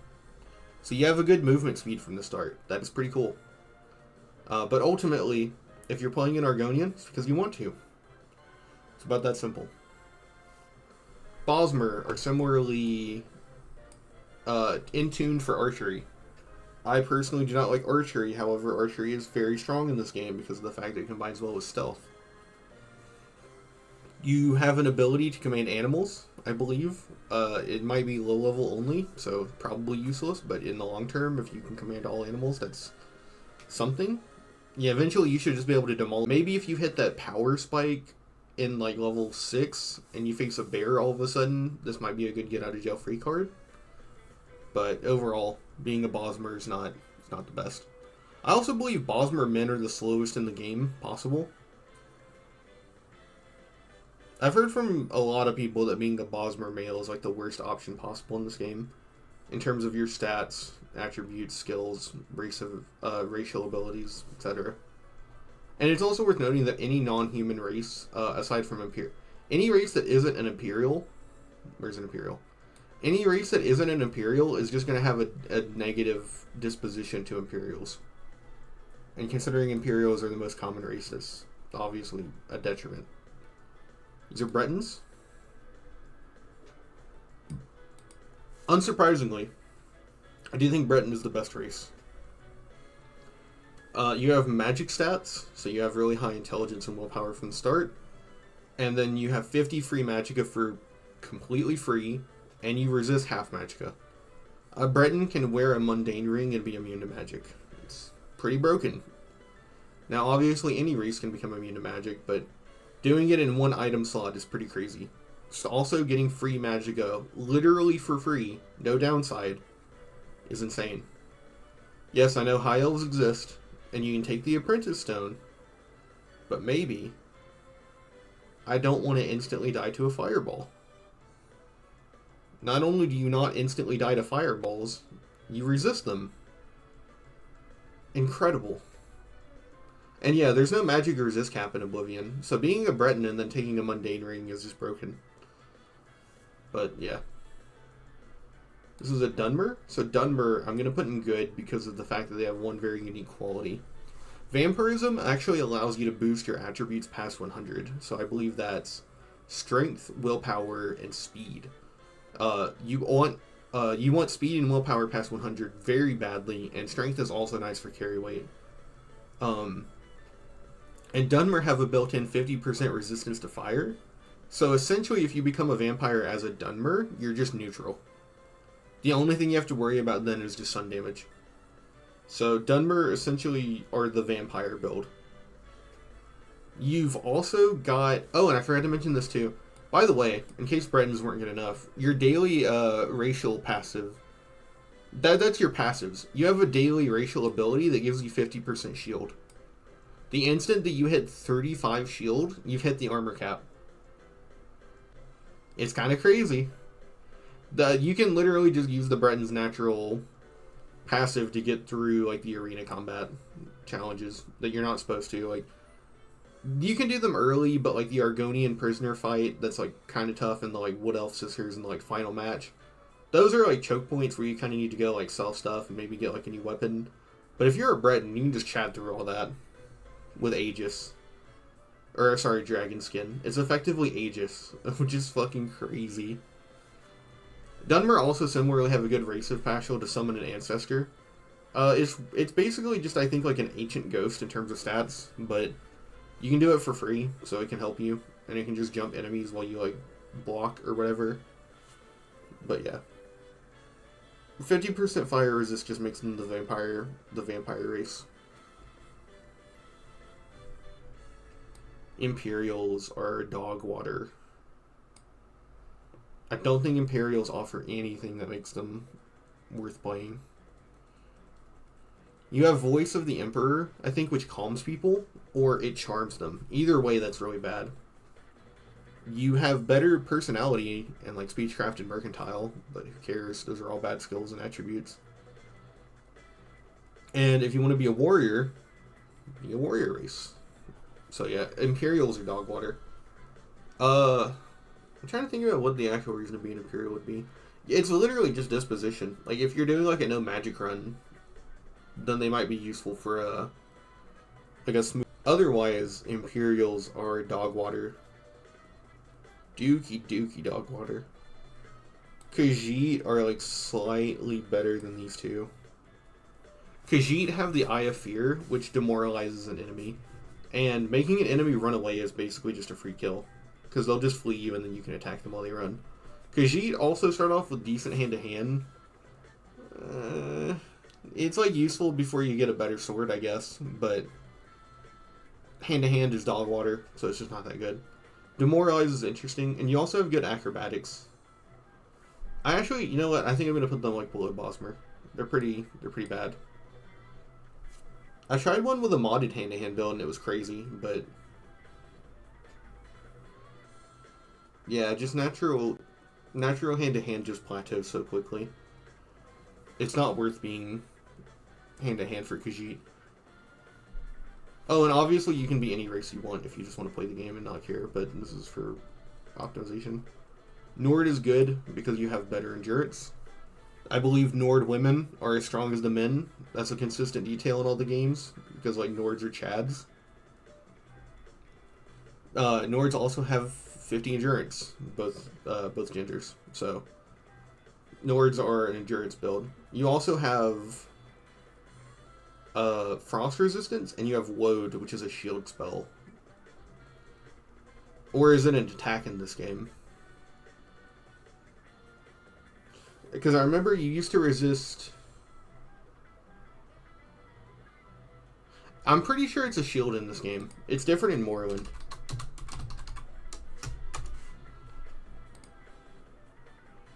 I don't want to spread misinformation. Yeah, shield 30% for 60 seconds. So it's like a worse Breton. Nordic Frost. That's what Woad was in Woad used to be like a Thunder Punch. But yeah, Frost Resistance is kind of useful. Not useful, but it's kind of cool. And then you have the Endurance bonus, so you're going to end up naturally tankier than other characters. Orcs similarly have a natural Endurance bonus, but the upside of them is that they actually have 25% magic resist on top of it. And then they have Berserk Rage, which is kind of bad because it helps jack you up, but then it takes away your fatigue. So you end up at a net 0, basically. Orcs are really good because of their magic resist and endurance, which makes them tanking on both sides of the spectrum. Not to mention, I think they start off with the highest armor bonus in the game.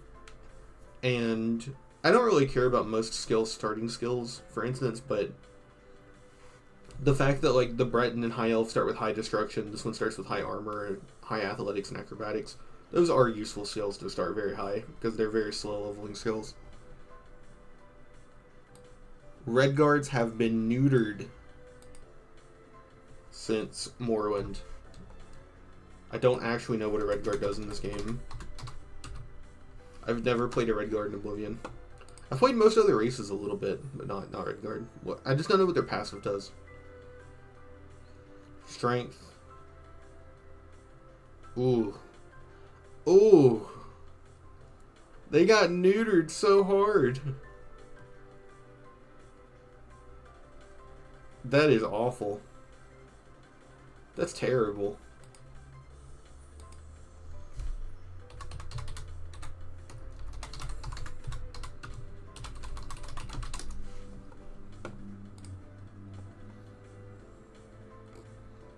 Look at his power, man. Damn. Actually, you know, maybe that's just like how bad the attributes are in Oblivion. Because this is like a fucking Kaioken in Morrowind. This is just like the ability to go Super Saiyan for a little bit, whereas like in Oblivion, that's nothing.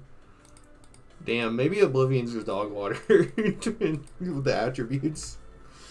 But Red Guards do start out with 50 endurance, which cannot be understated. Red Guards also do start out with good blade skills, so and obviously blade is like the best melee build weapon, so that's useful. And then High Elves are, I would say, right below Dunmer. I think any character realistically does want to become a vampire once you can deal with sun damage. To push their stats past 100. I don't know about High Elves. High Elves might not want to become vampires, but it's like almost impossible to ignore 100 free magicka per existing. Even if you are weak to elemental spells. 100 free magicka is really important. Magicka is your lifeline in this game. Magicka is better defensively than armor. It's better damage-wise than melee skills, and it's better utility-wise than your stealth skills. You want magic, so the two races that give you more magic are just the best. Followed by the vampire race and then the endurance races. Everything else is bad. Oblivion is really simple to do races for. Because, again, all your little different... Like, okay, why don't we go to, like, an Argonian, right? Because, like, I love lizards.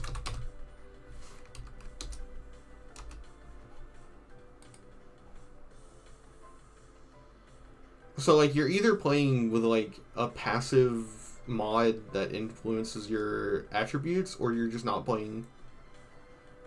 Or you're grinding, which you're okay with, right? But, like, either way, like, these differences of stats, like, getting these to 50 is not... It's not impossible. Especially at the start of the game. Where everything is easier to grind up level-wise for skills, and everything is cheaper to train for levels. And then... all your skills level faster at the start, so you're hitting level ups quicker. So like all your different starts don't really matter. Like all of these attributes right here. Arnesia and Thornmarsh. It sounds so lame. These words sound made up. I know that all Elder Scrolls words are made up because that's how words are, but there's something about Thornmarsh that sounds so like 2025 Elder Scrolls.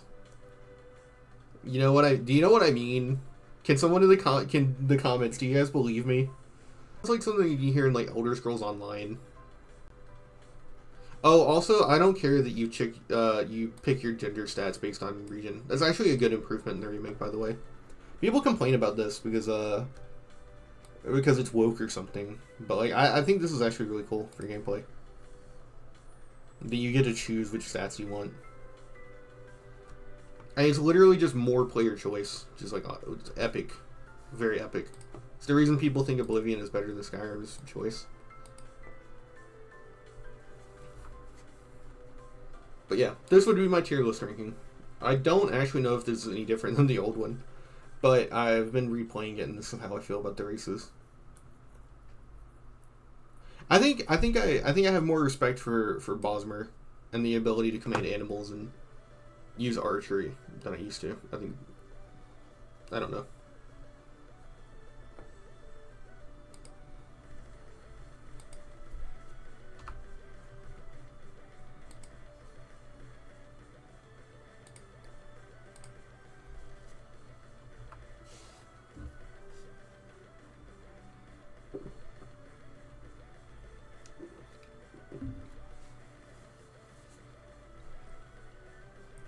I don't care about birthstones. I don't think I really do. I could make a video, but I don't care to. It's ass. It's basically just like magic is good.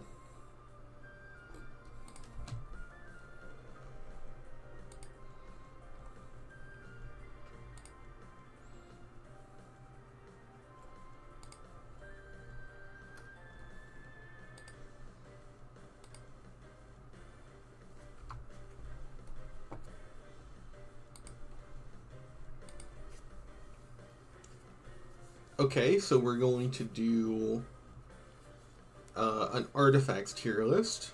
I don't think I did this one back when I did the old tier list, so this will be new. I don't actually know how to really rank this, because these all do very different things sometimes. But I guess we'll stick with the best and worst format. Azura Star is obviously like Giga S.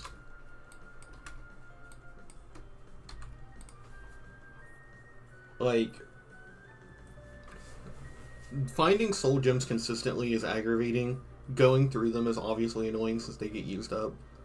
And none of your items in Oblivion just stay charged. They are all, like, at most 80 swings. And that sounds like a lot, but enemies are damage sponges in this game. 80 is not going to ever get you through a dungeon. Like, a really good charge in Skyrim with, like, the respective skills, like a Fiery Soul Trap and, like, I don't know, like, Absorb Stamina with, like, Max Destruction in Skyrim might actually get you through, like, a whole dungeon. Like, this just is never going to do that. So being able to just freely recharge your weapon is good. There's also the fact that this is available at, like, level 2, so if you get your Destruction to 25 and you can do Flame Touch, you can just, like, 1 or 2 tap all of those vampires at level 2. Since they scale to you. So yeah, it's super easy to get, super useful, lightweight, incredible, useful for your weapons, useful for armor with grand soul level power. So like, overall, really good. Pairs really well with Umbra, which we'll get to. Actually, you can get Umbra at level 1, so we'll talk about it now. So Umbra isn't technically a Daedric artifact. Actually, it isn't a Daedric artifact, but it is, yeah, it's a Daedric artifact, like, for this list. Essentially, it's the strongest base weapon sword in the game. I also believe it's stronger than any blunt weapon in terms of, like, raw damage for the melee side of it.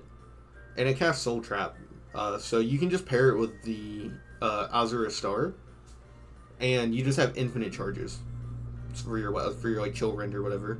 Just every now and then recharge Umbra with the Star 2 and you're good. And it's really good. But you can also get this at level 1. You can actually get this at level 1, not level 2. If you want to get this super early, which if you want to, You can get Apotheosis from Reindeer Staffs in the Imperial City Market District, and it will only take a few things of Apotheosis to kill Umbra at low level. And then at high level, you can just handle Umbra, because she's tough, but she's not invincible. She's not... but anyways, Umbra's really good. Best base damage sword you can get. It gets outclassed by and anything custom enchanted you make, but obviously at level 1, this is like the best weapon possible. So like getting to like level 5 or 6, getting the gold for Apotheosis and getting it is going to jack your build up if you're using blades. Only problem is it's enchanted, so you will need armor 50 to use it effectively. I cannot... Okay, these are both katanas.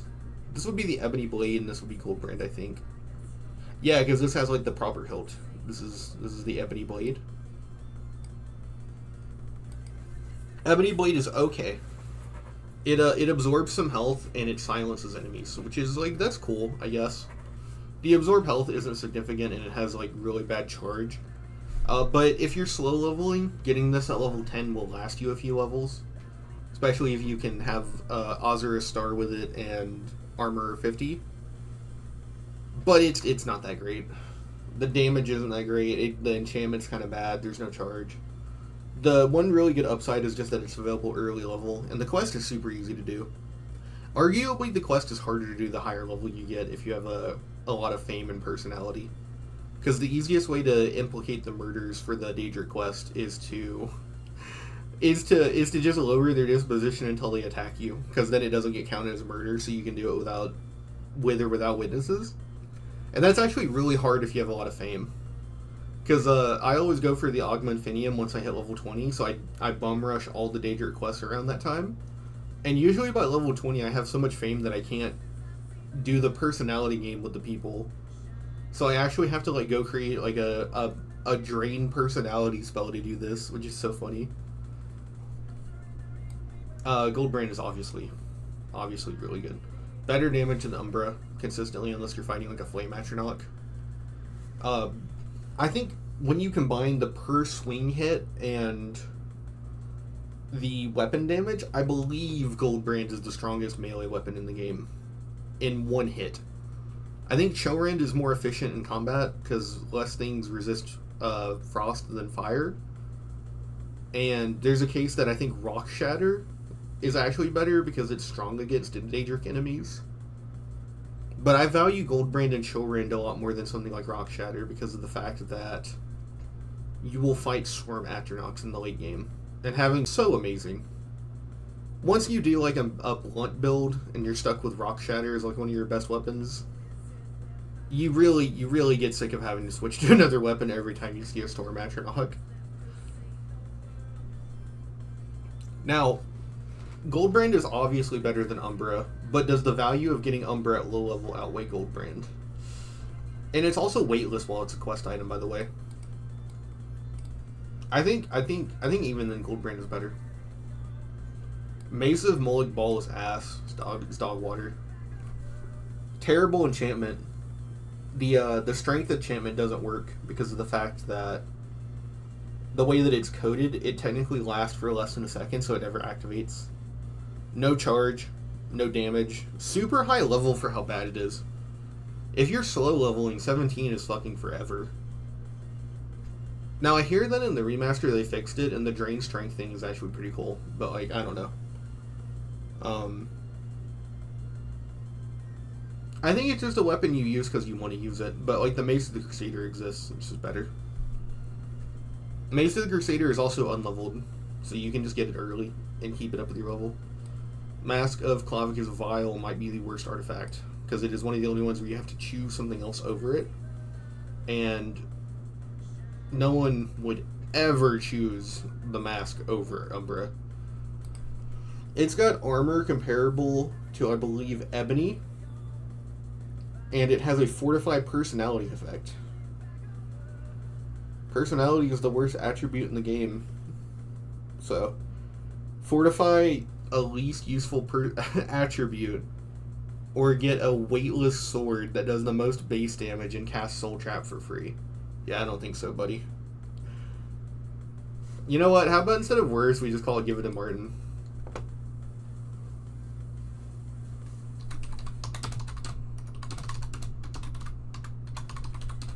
Give it to Martin. give it to Martin. Mayron's Razor. Too bad this isn't like the lore version where you can like cut open your character and like hit race menu with it. It's okay. It's like a little dagger.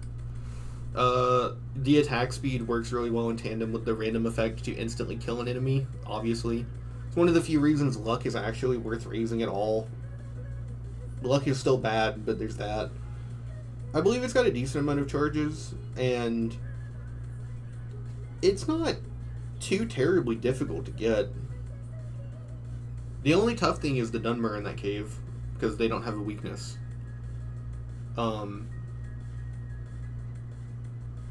There's also the fact that you want to delay getting it until like the 20, so it's max level. It's actually a rare leveled Daedric item, so I don't know how to feel about that.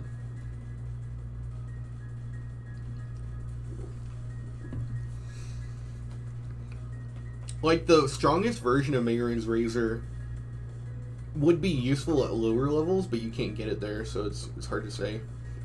Because, like, by the time you can get it, you've already got things like Gold Branded Chillrend, Dawn and Duskfang, Ebony Blade. So I'd actually put it as, like, worse than Ebony, because you can get Ebony at its full power earlier. The whole point of that cave is to get Mayron's Razor, but honestly, I feel like the cloak you get from that guy is more useful, and the Morag Tong armor is better. They're better rewards for the whole dungeon than the entire point of the dungeon. The whole point of the DLC was added so that you get this Razor, but I feel like the Blade Turn and Spell Turn outfit is better. The Morag Tong armor for light armor builds. Not to mention, you can just pick up Bank in that place by just picking up, like, a bunch of Daedric stuff all the people are going to have. Augma Infinium is obviously the best. I mean, like, one of the few ways to fortify attributes past 100 in vanilla. Fortify your skills past 100 for whatever that's worth.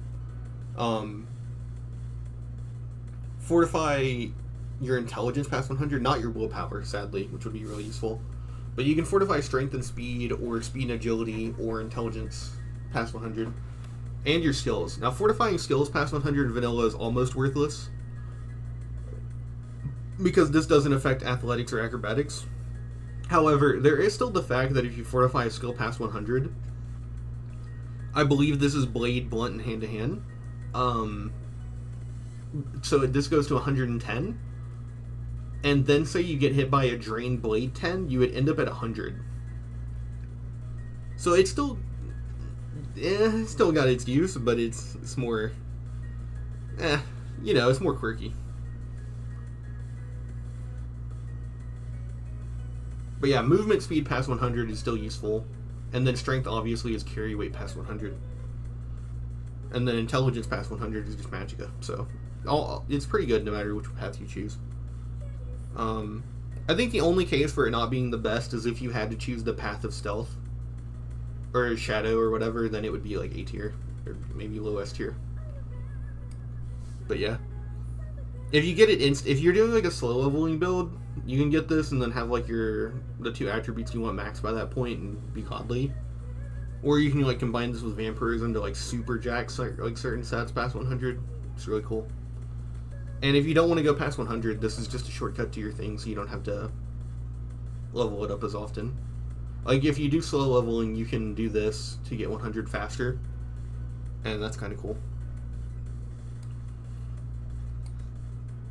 This is Namira. So this would be the Ring of Khajiit, right?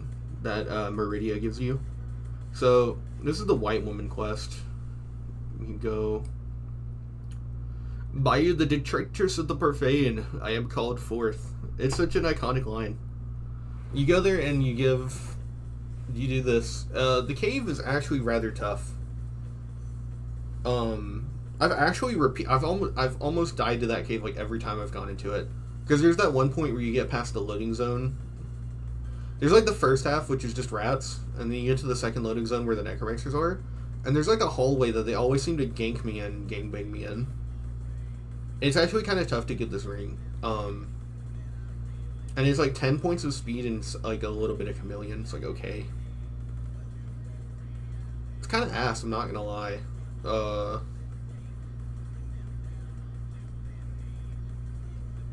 Build, this is awful. Maybe if you're leveling like normal or fast though, it's okay. I feel like this is too distinctly better than Molag Bal to me in this tier, but it's like distinctly too worse than Ebony Blade. I'll just leave it an A for now. Ring of Namura. Ring of Namura, S tier. It has a very minimal effect. It's reflect damage 12%, reflect spell 10%. Obviously that's not good in the late game. But you get this at level 5. Just go to the Merchant's Inn in the Imperial City Market District to buy 4 cheap wines. Or I think it's cheap booze. Something. Just drink 4 of them. And you can go do the quest at level 5 the instant you get it. You have to cast 4 spells. What a quest, you know? It's super easy. And it's really useful. 12% reflect physical damage is consistent. You'll always reflect a portion of damage back on your enemies. So this is just free damage the entire time you wear it. As long as you can take hits. This is... That's corruption. So I'd assume this is the Wabbajag, and this is the Sanguine Rose. Inconsistent. You literally cannot dictate what it does. It just summons a random Dremora that may or may not help you. It's borderline more bad than good. It's fun. The other problem is that the quest is super buggy. If you do the quest before you do the Thieves Guild, you can just break the Thieves Guild quest. It's kind of unfortunate. I also believe this has issues. This quest is also just super buggy in general. It's actually worse in the remaster, believe it or not. Somehow they managed to make it worse. I've always personally just cheesed this quest because I always just put it off until I need to go get the Ogma Infinium. And then at that point I just make a 100% muffle spell to get through it. Because usually at that point I'm usually a vampire, so I don't want to deal with the guards just trying to kill me. Just being real. So, I don't know. The quest isn't really... The quest has novelty once. Really, my favorite thing about the Sanguine Rose is turning it into Martin gives him the unique voice line. Where he talks about how he used to be a follower of Sanguine, and that's why he knows about the Daedra and stuff. Spoilers, I guess. Savior's Hide. Funny enough, the Savior's Hide is useful, but it's actually just worse than the Morag Tongue Armor. The Morag Tongue Armor is resist magic 25%, and that's what this one does. But the Morag Tongue Armor also does resist normal weapons, and I think fortify something. So it's just worse than the armor you get to go get the Mayron's Razor. It's light armor. It's good. If you're like a Breton, for instance, you can just do this, and then one resist magic sigil stone, and you're at 95%. Pretty good. Skeleton Key is Giga S tier. Literally just weightless key that invalidates lockpicking. Any character wants this, any character can use this, every character will use this. No character does not get use out of this item. No quest requirement, you just have to be level 10, and then you just go up to the shrine and talk to the shrine. The quest is super easy. Super simple. Reward is absolutely amazing. And I mean, what? You hate doing the lockpicking minigame? You don't even want to auto-attempt? So you just do this quest and sell it to, the guy at the Merchant's Inn for, 2,000 gold for free. Skull of Corruption. It's, better than these two. It's really buggy.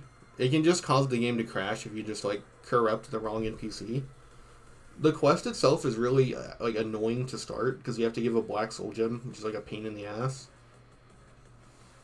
Not to mention that, just creating a copy of an NPC is not necessarily that useful. It does stack with Conjuration, so you could, like, summon a Sanguine person, create a copy of them with the skull, and then transform them with the Wabajack, but, like, you could just, I don't know, like, hit them. I don't know. I get that makes me a little lame, but this is like Oblivion, where every enemy is, like, damage sponge hell. I don't really want to waste around and risk turning my enemy into something stronger. And, like, trying to, like, create this when I can just summon, like, an Atronach and just jump them, like, Jujutsu Kaisen style. Not to mention, I'm also fairly certain that all the staves you get from the Daedric quest have really terrible charges. They're meant to be, like, very sparingly used, as opposed to, like, weapons like this that are meant to be, like, used. Spellbreaker's S tier. Reflect spell 30% is incredible. Takes up the shield slot, and there's, like, not that many good base game shields. Basically just the Escutcheon of Coral. The Escutcheon of Coral. Which is slightly better in the late game. But you get this at level 10. The better Escutcheon is, like, level 25. So for those 15 levels, this is better. And, like, not gonna lie, the Spellbreaker goes way better on most fits than the Escutcheon does. It looks really, really drippy. Not to mention that even if you're, like, gonna be, like, a hand-to-hand user, or, like, a staff user, or a spell user, you can just, like, have the shield, like, passively on without it detrimenting your build. Not to mention there's also no, like, item requirement to get to the shrine, so you don't have to go get, like, a wolf pelt or a lion pelt or whatever. You can just walk up and he needs your help. The quest is also fun to cheese, because you can walk across the lava with Sea Stride and just heal yourself to skip a lot of the interior dungeons they expect you to take. Voluntary is pretty bad. It has decent damage for how early you can get it, and the quest isn't too difficult. You want to rush the quest, if anything, because those guards are pretty tough, if you can. But, the effect is kind of bad. It's like soul... I think it's Paralyze? But it just... You will run out of charges in, like, single combat encounters with how bad the charge is on this weapon.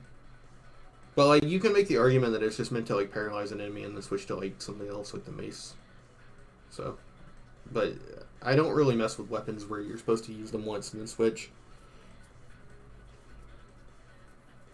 I kind of feel like spells are for that purpose, or poisons.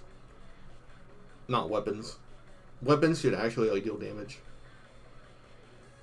Like, Umbra does deal damage, so it's not like you have to hit Soul Trap and then switch to Cold Brand. You can just whack on him with Umbra. And then obviously the Wabajack is completely unpredictable. Has no charge. Only good advantage to it is that it's level 2. But, like, one problem with the Wabajack is you can't use it to cheese early game armor. Because, like, if you go to... Not Vindicel. If you go to wherever Umbra is and you transform her into something weak and kill it, well, then she doesn't have her armor or weapon anymore, so...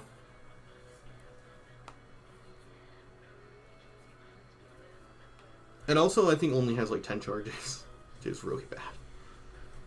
But yeah, this one is only the worst because you have to choose to give up Umbra.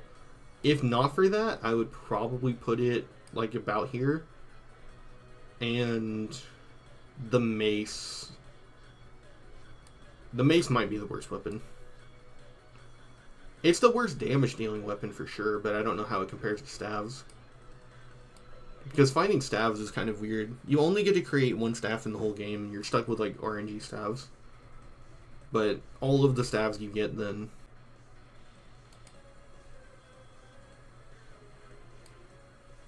Azure Star is more useful than the Skeleton Key, I would say.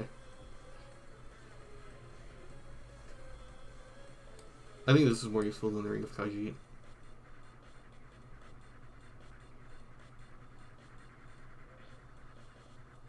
That looks like a dagger. It doesn't even look like the Skeleton Key. That would be my ranking for artifacts, though.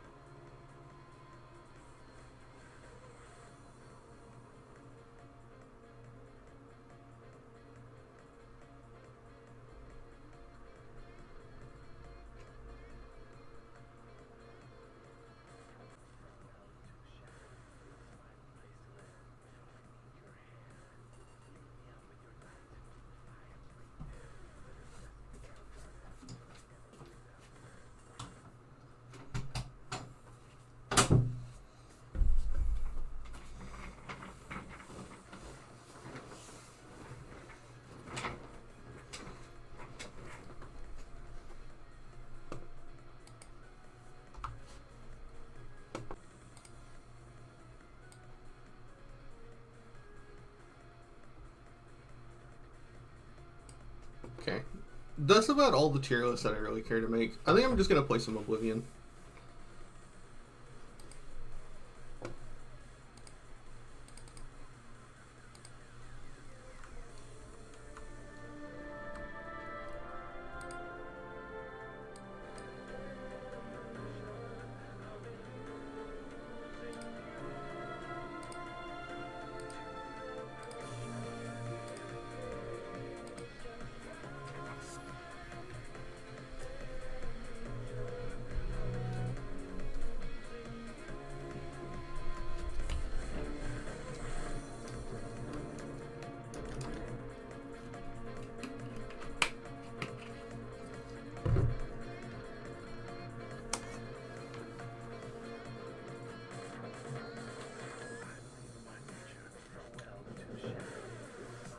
By superhuman effort, you can avoid slipping backwards for a while.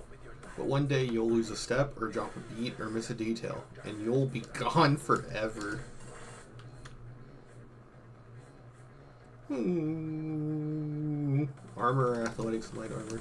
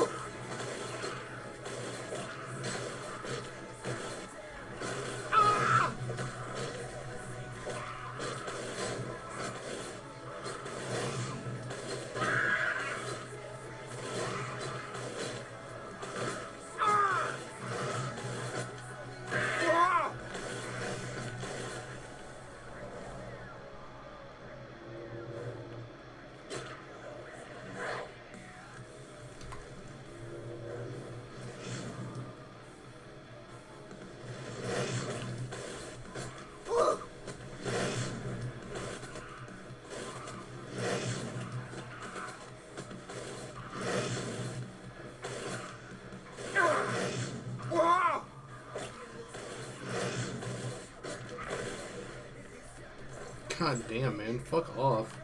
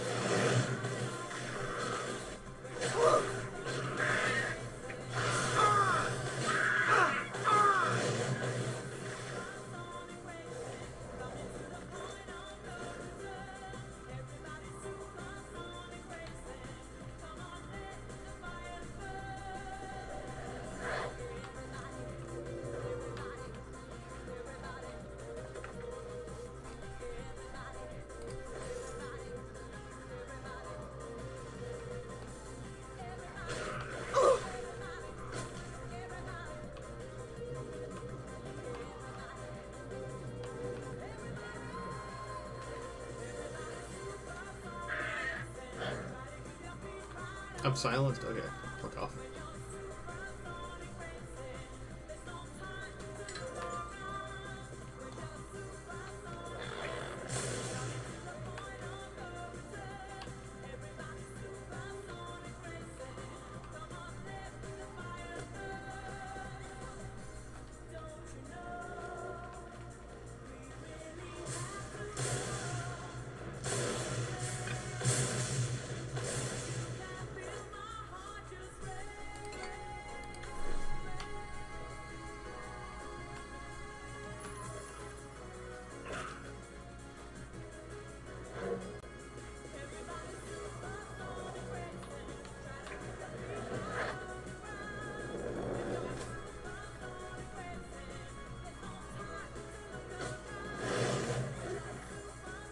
What did I lower? What?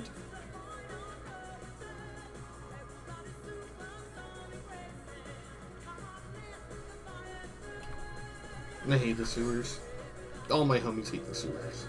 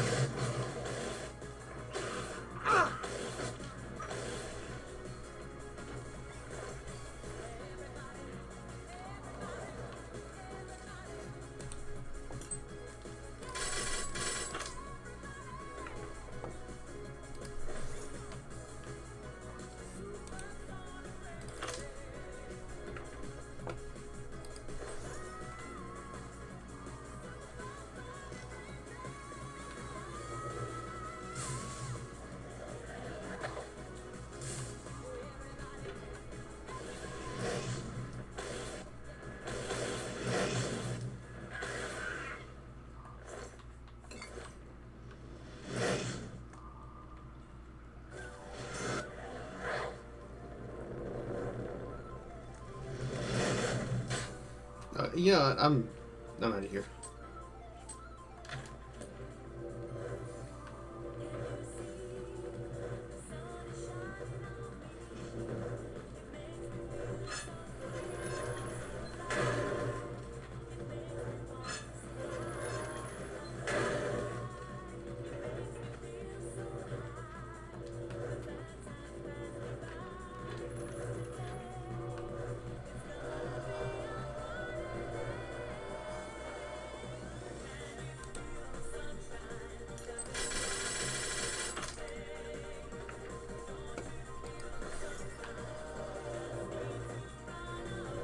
Oh, thank God.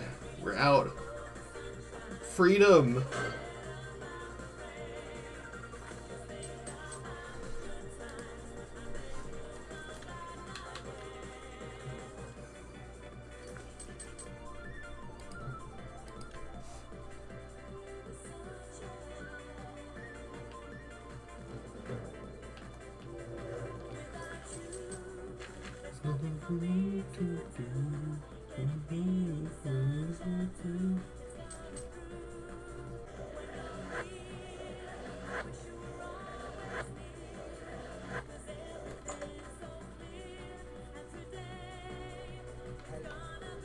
I hope I can help.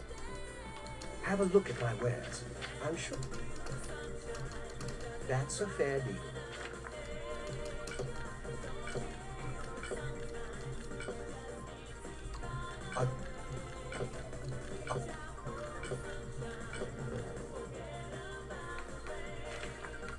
You got a great deal. And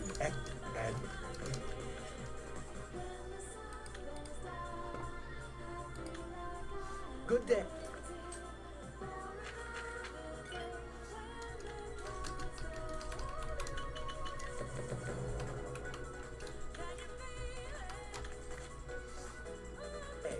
Good day. What can I interest you in? A fine transaction. Thank you. Good day. What do you want? If you're Well,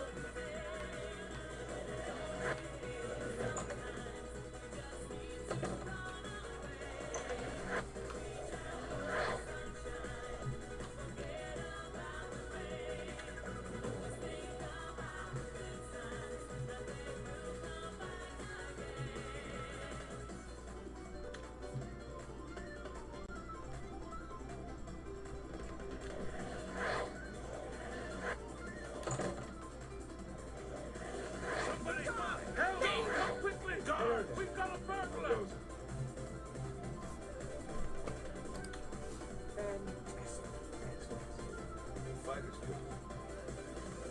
Way to make some money when you've got the stone. I see. Have you heard any?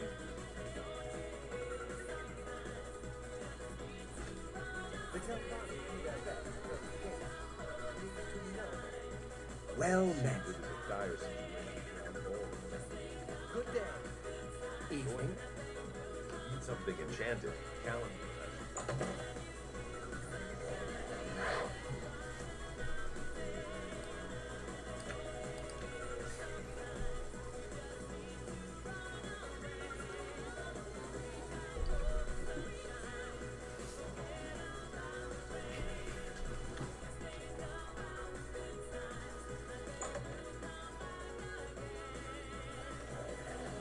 What can I do for you? You've got a lot to learn. BC?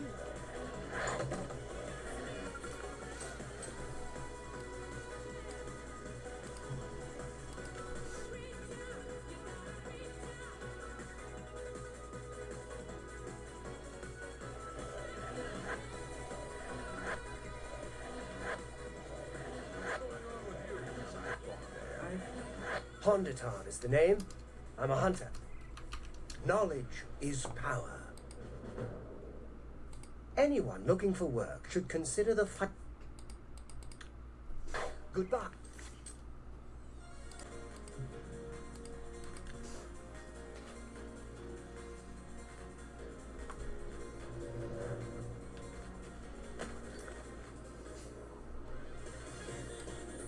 Oh wait, I messed up. I want strength, not speed.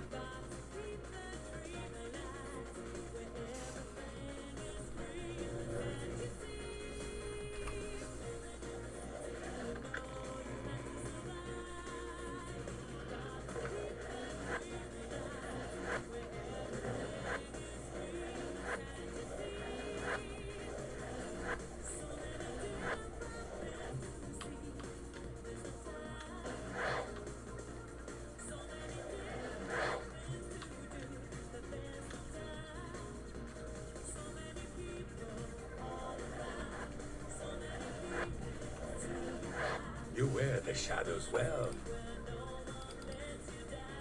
Knowledge is power. Shadow.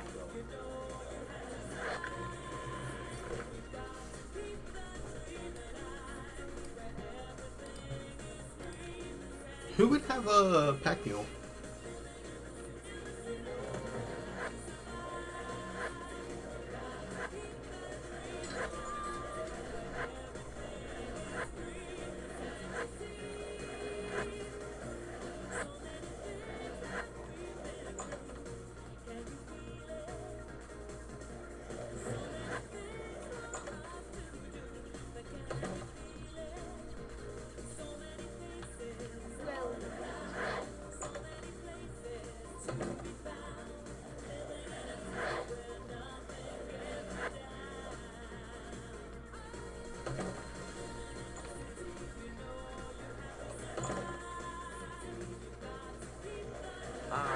Good day.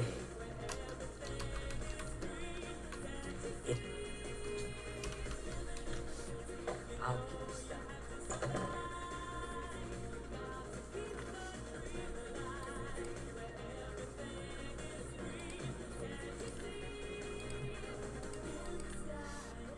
I think Arlenway would have a pack mule, right?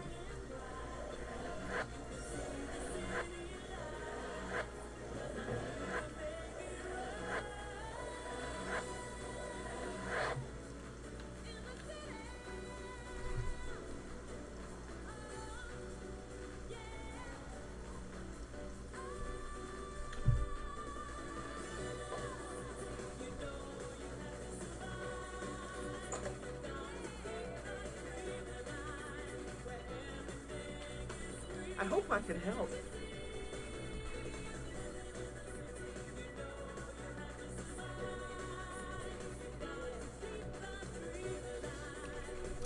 Have a look at my wings.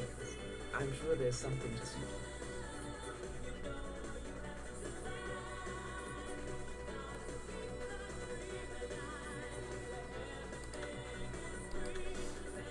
Bye. I hope I can help. Can I interest you in some of my wares?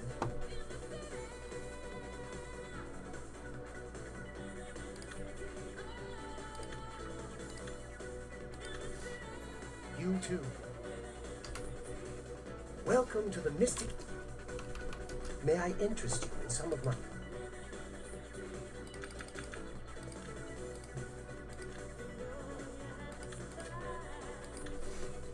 Be seated.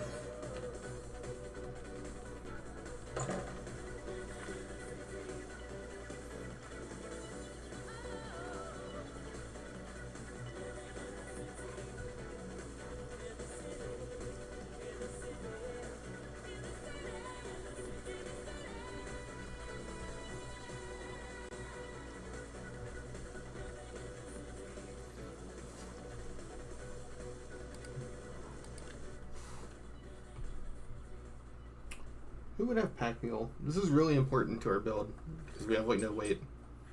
Yeah, without feather we're at 75. So it's a little important to get some weight on us.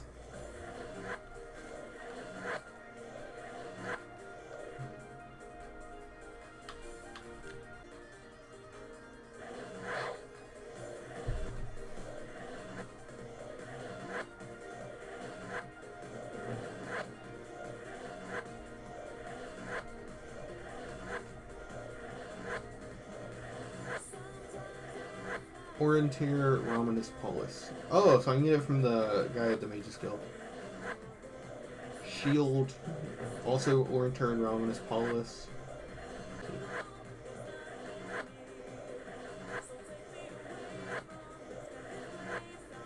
There aren't even master level, like, burdening spells.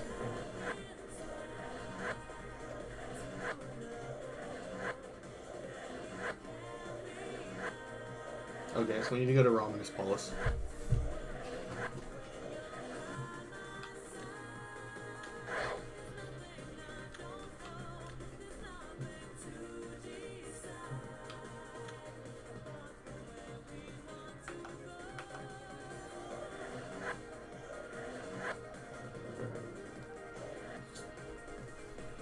I need to find my way into the shrine and locate the Amulet of Kings.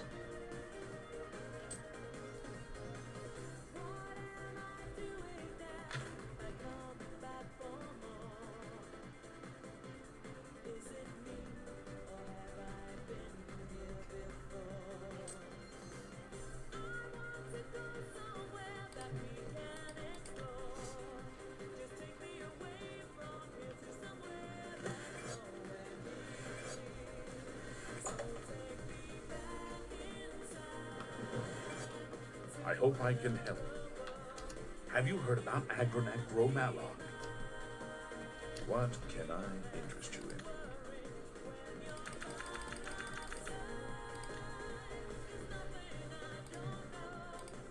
You don't expect me to make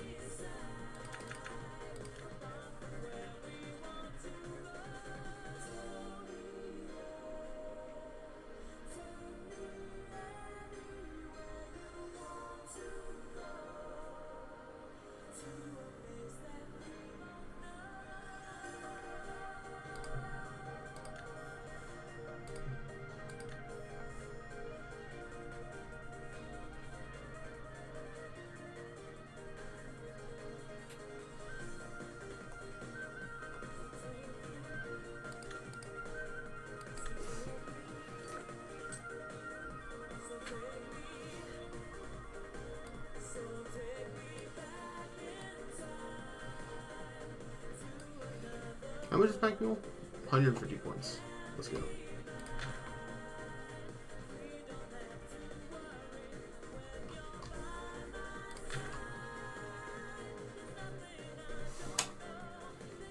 good day.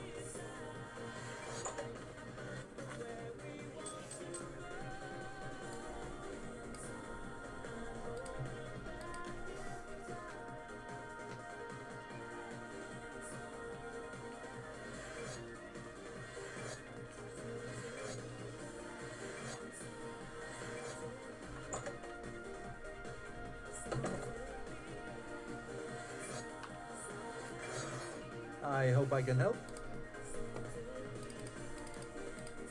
I only quality goods.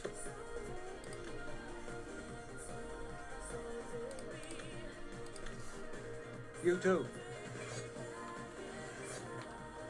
I hope I can help.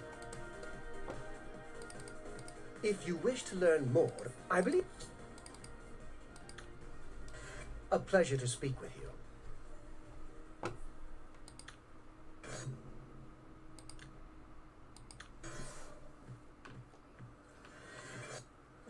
Good day.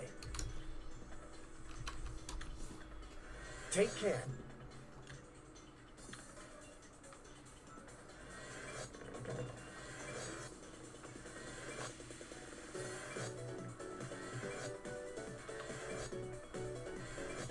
Where's that little bastard?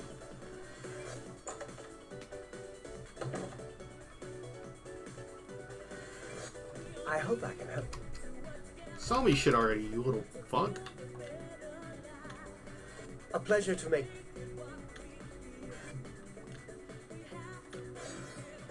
Well, may I interest you in some of my fine wares? You damn brat.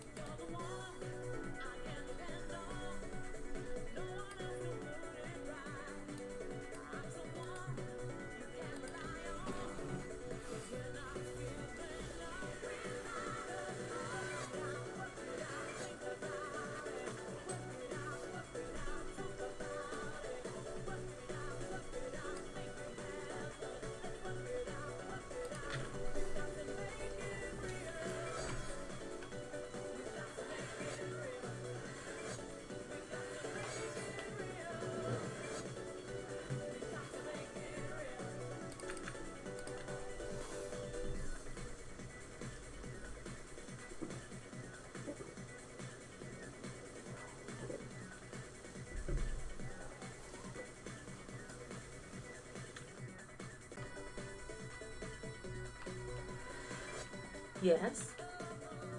Let's see if we can't teach you a thing or two. PC.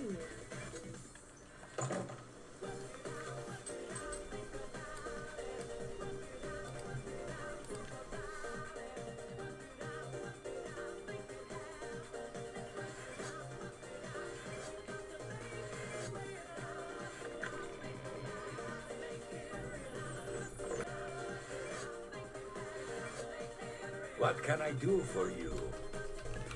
Good that you want to get Shadow.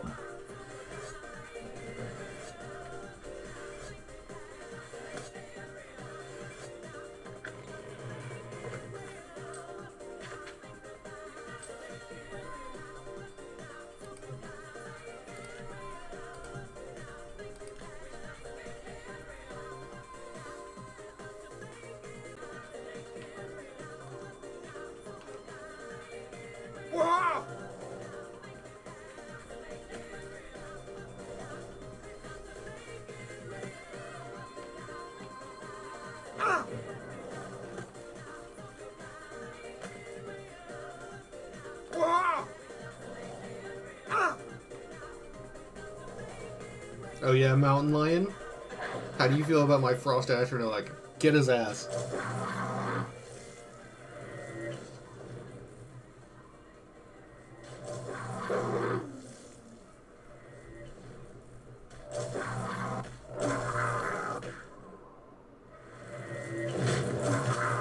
mock him. Why was that so difficult?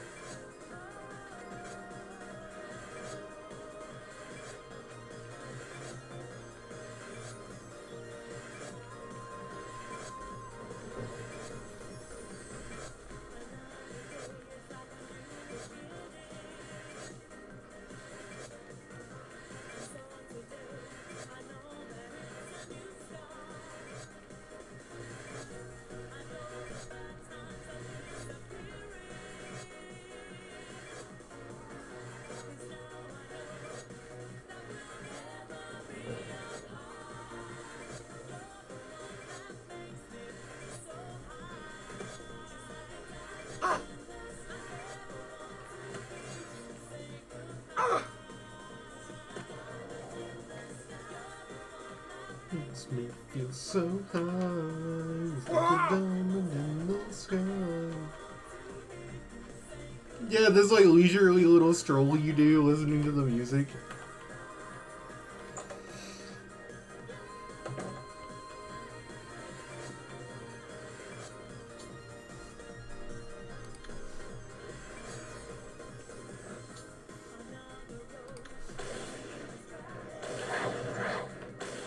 The dog is breaking.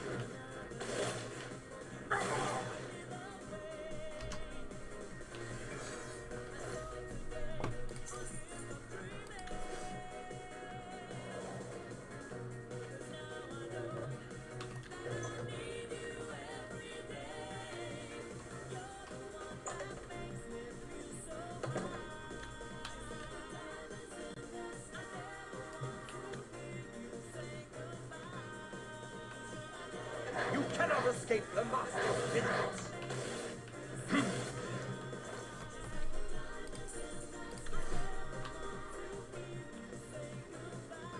Cannot escape the master's vigilance.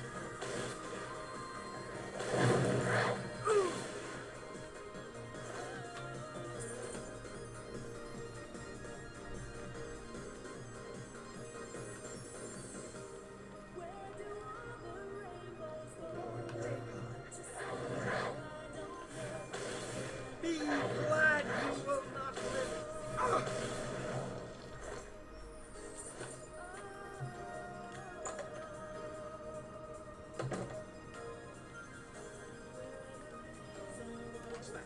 Praise be. Be glad you will not live to see the day nor see. Johnson is almost here!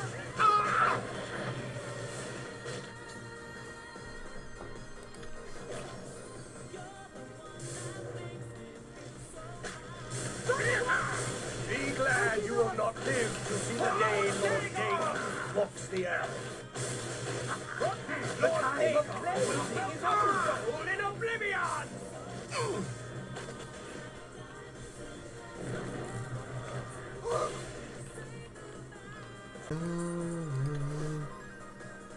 What do the sandals look like?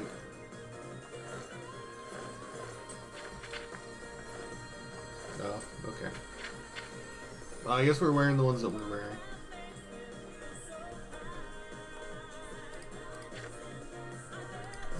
To hear you say goodbye.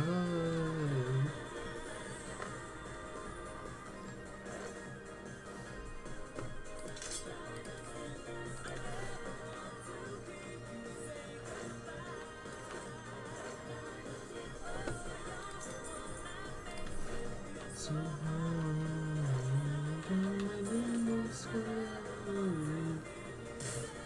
oh, he's getting me.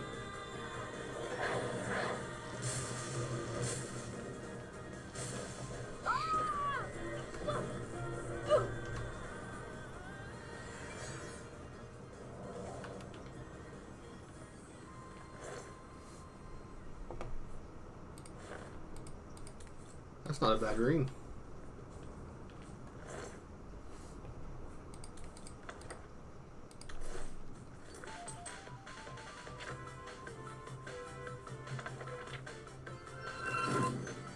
Oh, I already already know that one.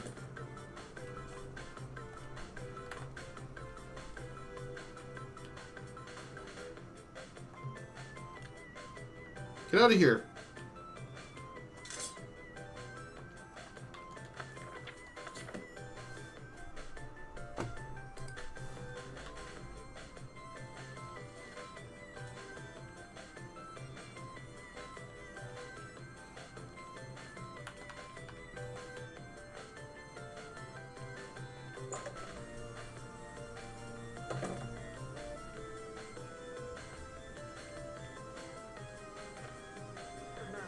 And we'll do trick shot. Oh!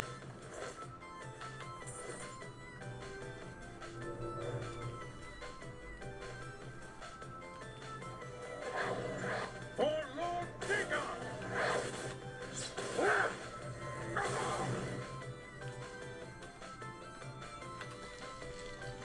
Can I...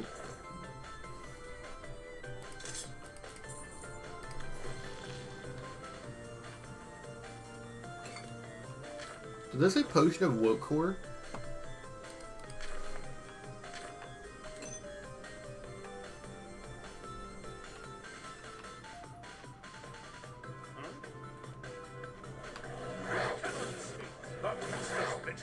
Watch out!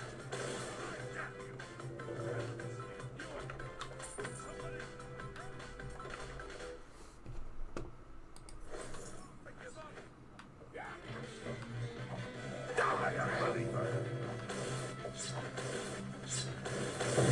Die, damn you! The gods you pray! Yeah! Don't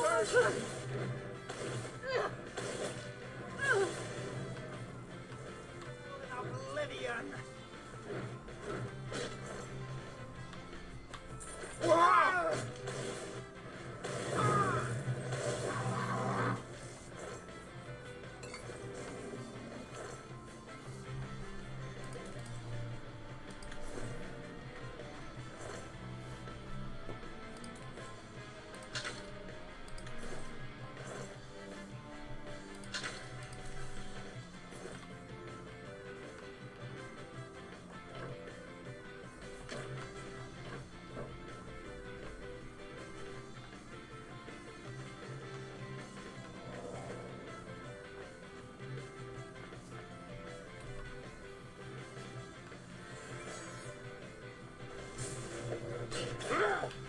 I do not fear death.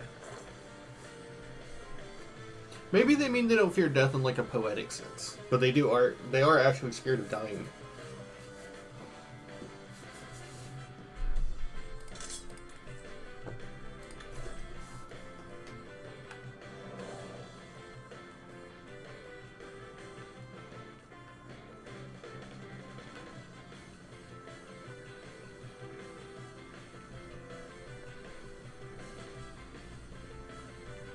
Okay, I think that's it. Oh, there we go. Boink! I'm glad you will not live to see.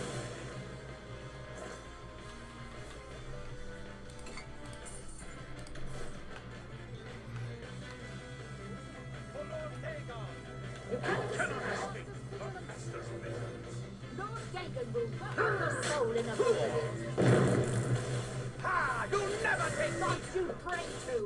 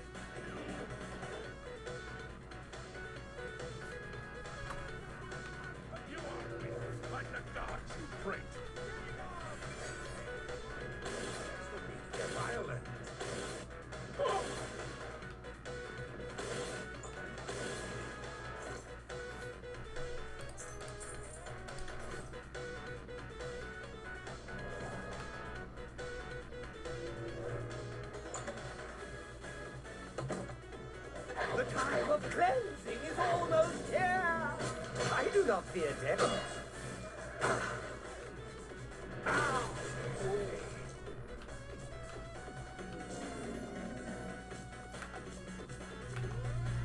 Thank you for saving me, friend.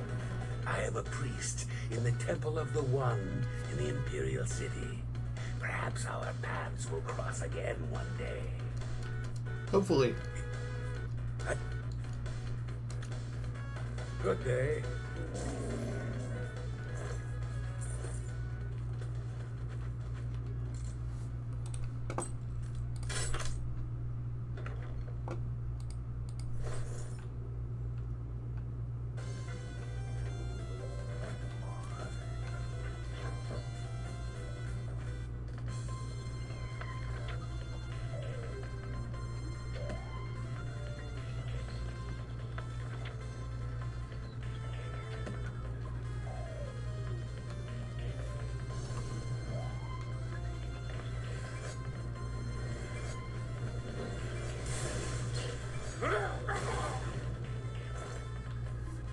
Well, now we got bed up there. I guess we can go sleep now.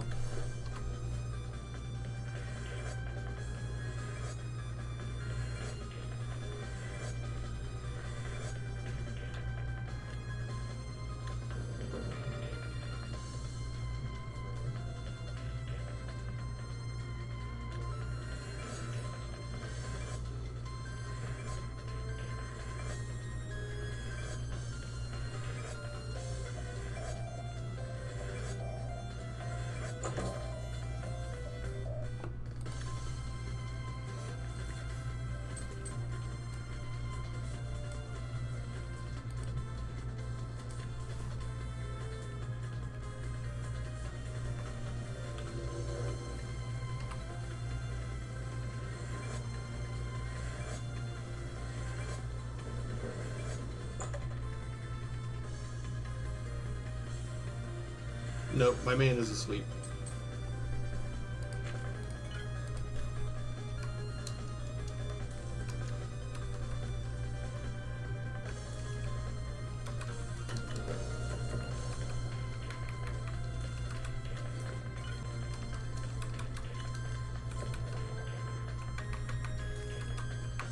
Can I say man in a very non-gender specific way?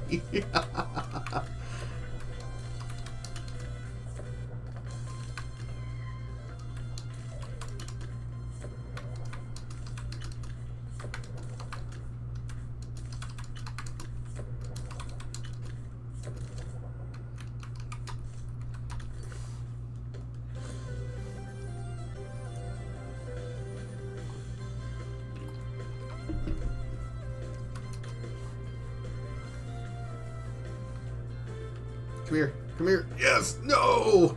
I missed my window. Well met. It's my pleasure. Let's do business.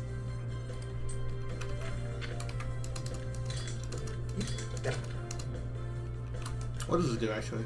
No, that's terrible.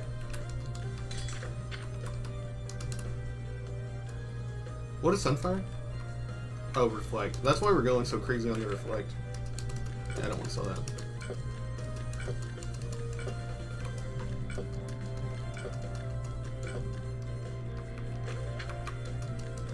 That seems a fair price.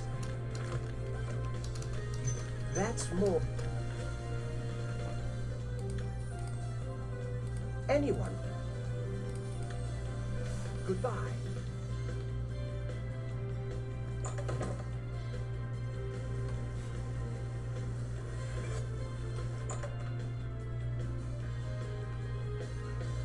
Welcome to a fight. There's much I can show you. Good day.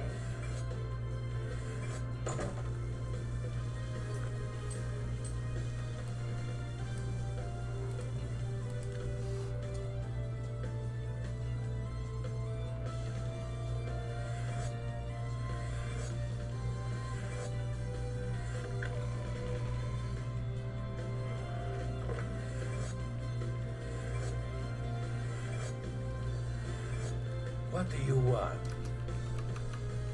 Knowledge is the key. Shadow hide.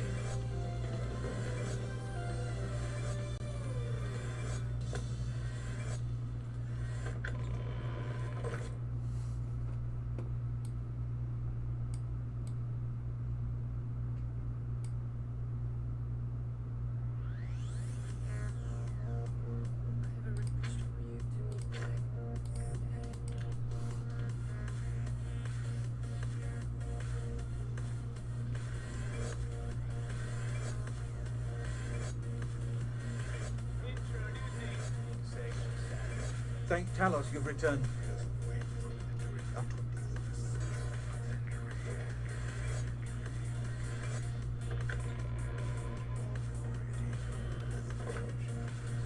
Ah, you're back. By the 9!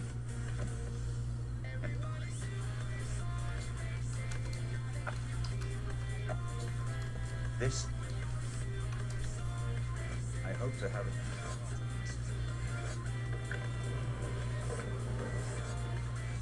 I hope Martin knows what...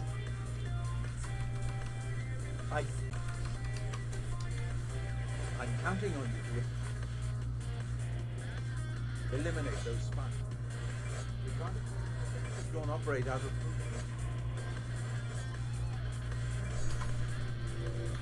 I might be wrong, but I think Feather reduces your fall damage. It feels like it. I don't think I have the acrobatics or health to do this stuff. Oh! Real shit.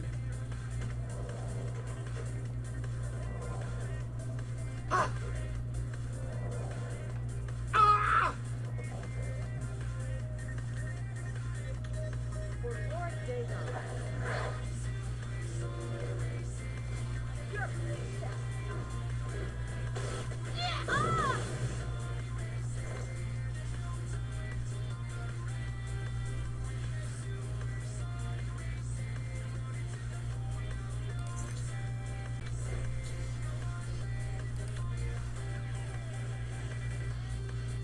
She looks like she's hitting like she looks like she's she looks like she's like jumping into like a canyon in an anime opening. I kind of like the top, actually. I think we're gonna steal her fit.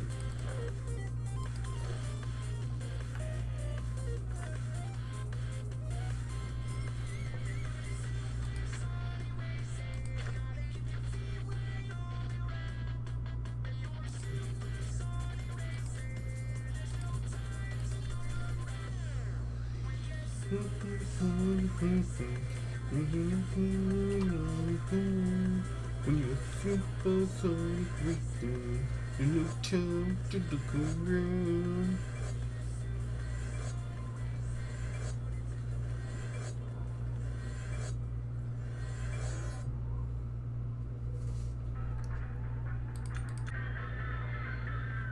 Good day. I'm Tolkien, herald to Countess Narina Carve here at Roma.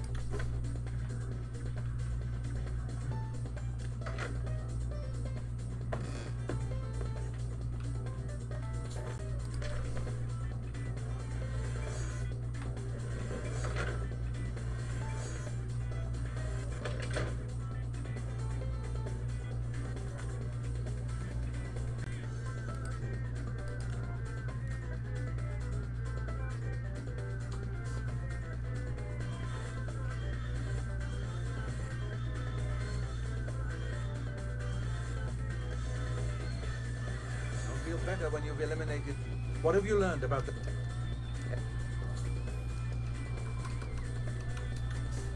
I will send word to the captain.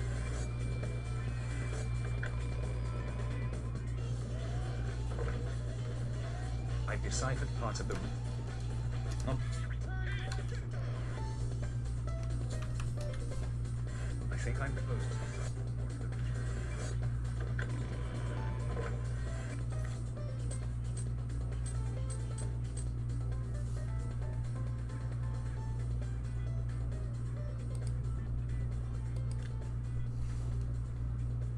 No, I haven't done the Thieves Guild, so I can't do that one. What's an artifact that I'm okay with sacrificing?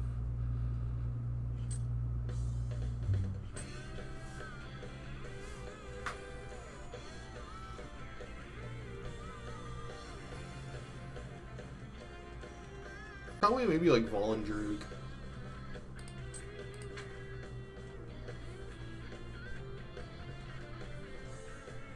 Oh, let's go do the Mason Mullig Ball, actually. Let's destroy his item. Let's go check and see if I stored up a lion pelt.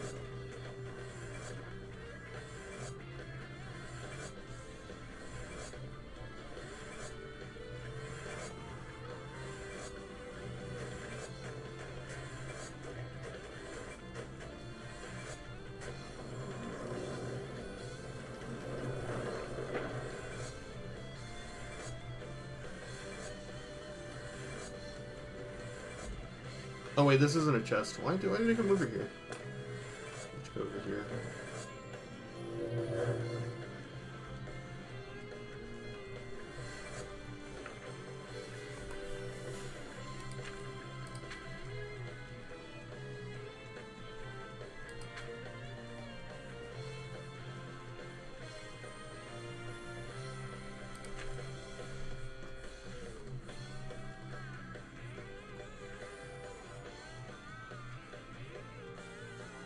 Well, we're about level 20 anyways, right?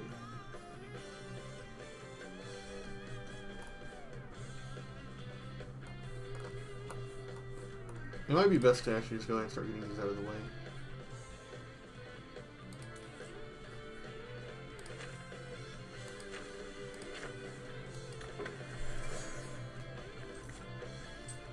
Yeah, 23. We can go get the Augmentinium now.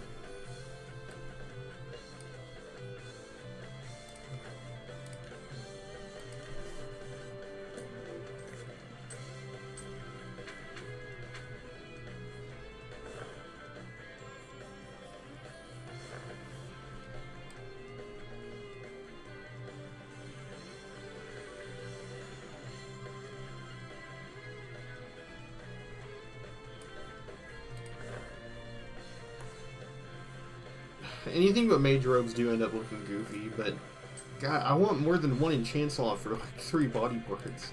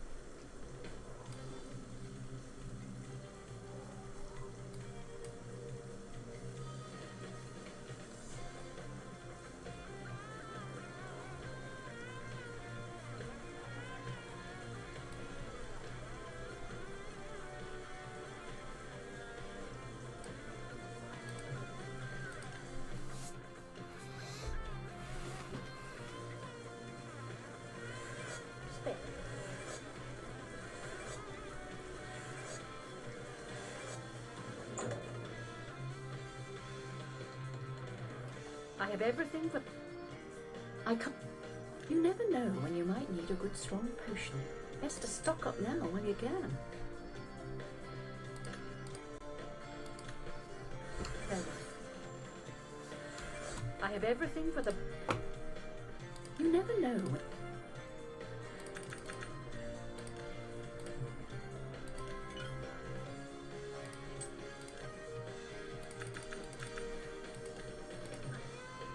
You don't expect me to...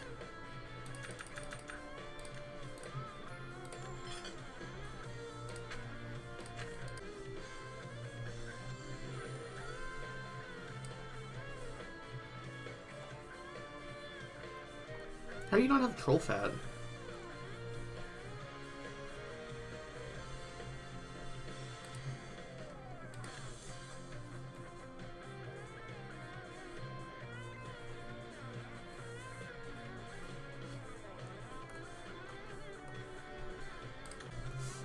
Farewell.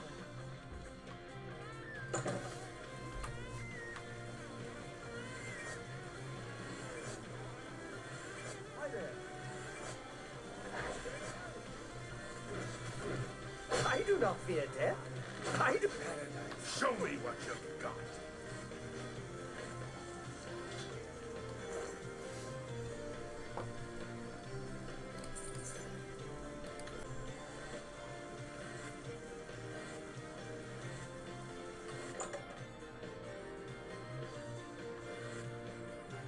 Finally.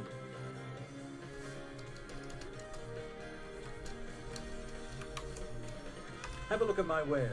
I'm sure there's something to suit you.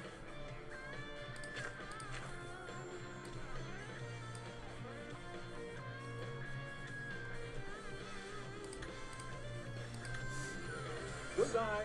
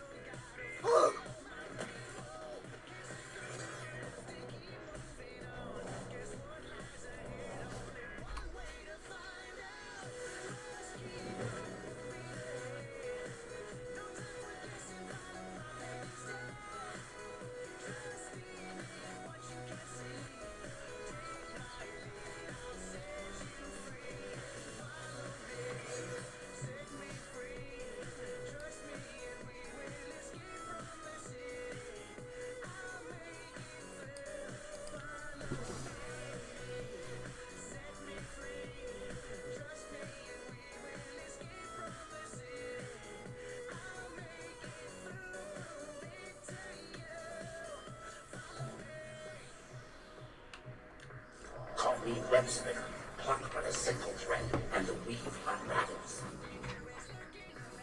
In Blinker's way, two families, Nord and Duncan, live in perfect harmony, but beneath the surface lurks the secret seed of strife. Kill the leaders of the two families, plant evidence to implicate the other family as the killer. And don't get caught, be cunning, don't spoil my scheme, and don't die. That would spoil everything.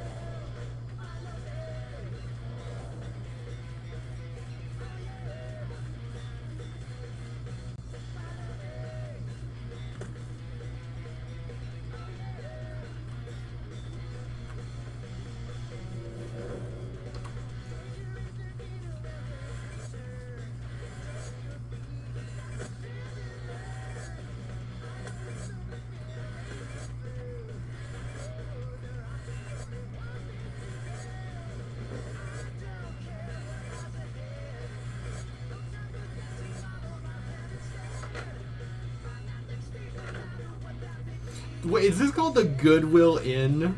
Oh, it's so on the nose. Welcome. I love it.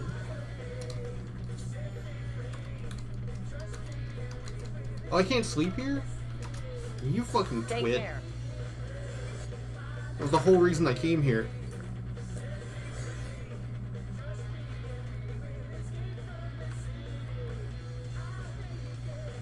Yeah? You want some?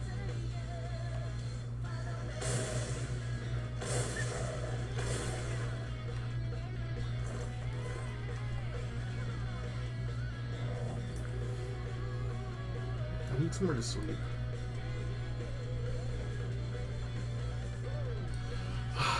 I guess I'll have to go to my cool, giant, epic manor on the hill castle.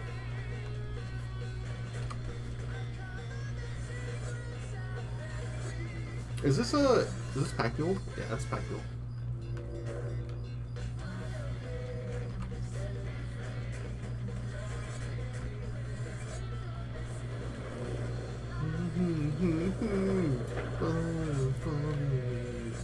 Set me free, trust me, you will escape when you see it.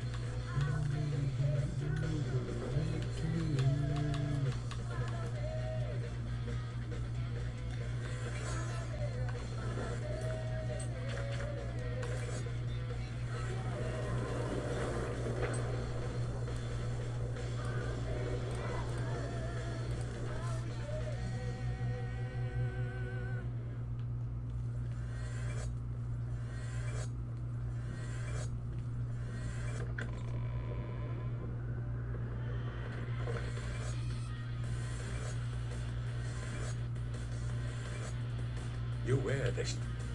Let's see if we can. The hook. Shadow.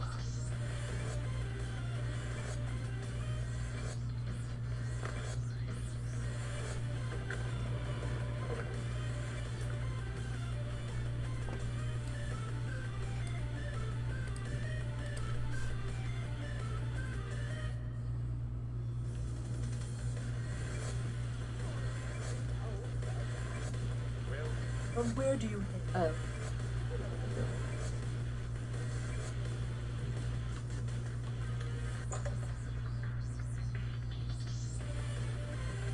What are you? There's much I can show you. Farewell.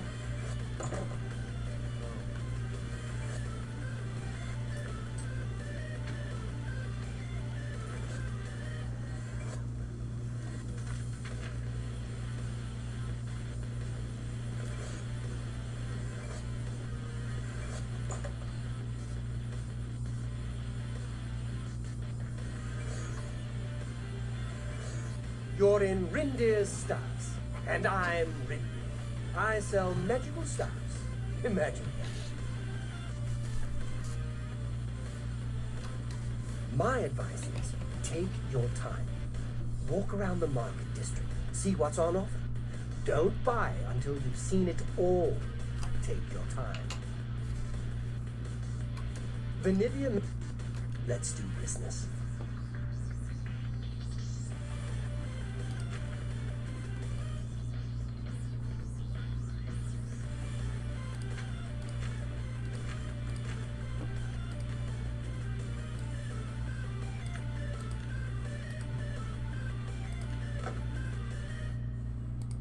Thank you too.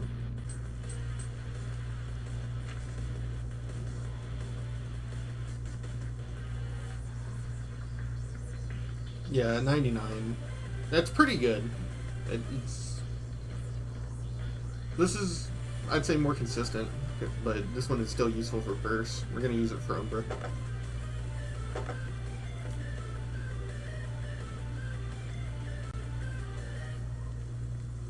I don't know if I can help you. Who sells the Ring of Transmutation? They're saying some cult murdered the Emperor and are opening the Oblivion gates. Do you think any of it's true? I heard the same thing. I'm not sure I believe it, though. I mean, who would be crazy enough to help the Daedra invade Tamriel? I've heard others say the same. Have you heard any word about the other provinces? Nothing I'd like to talk about. Oh, Do you know Athreus? I'd like to learn how he gets around without being seen. Drain strength and endurance, if you can 45 find minutes, him, go he can 15. teach you a lot. So long. Be seeing you. Burville. A pretty beautiful lady. I've got nothing to urge.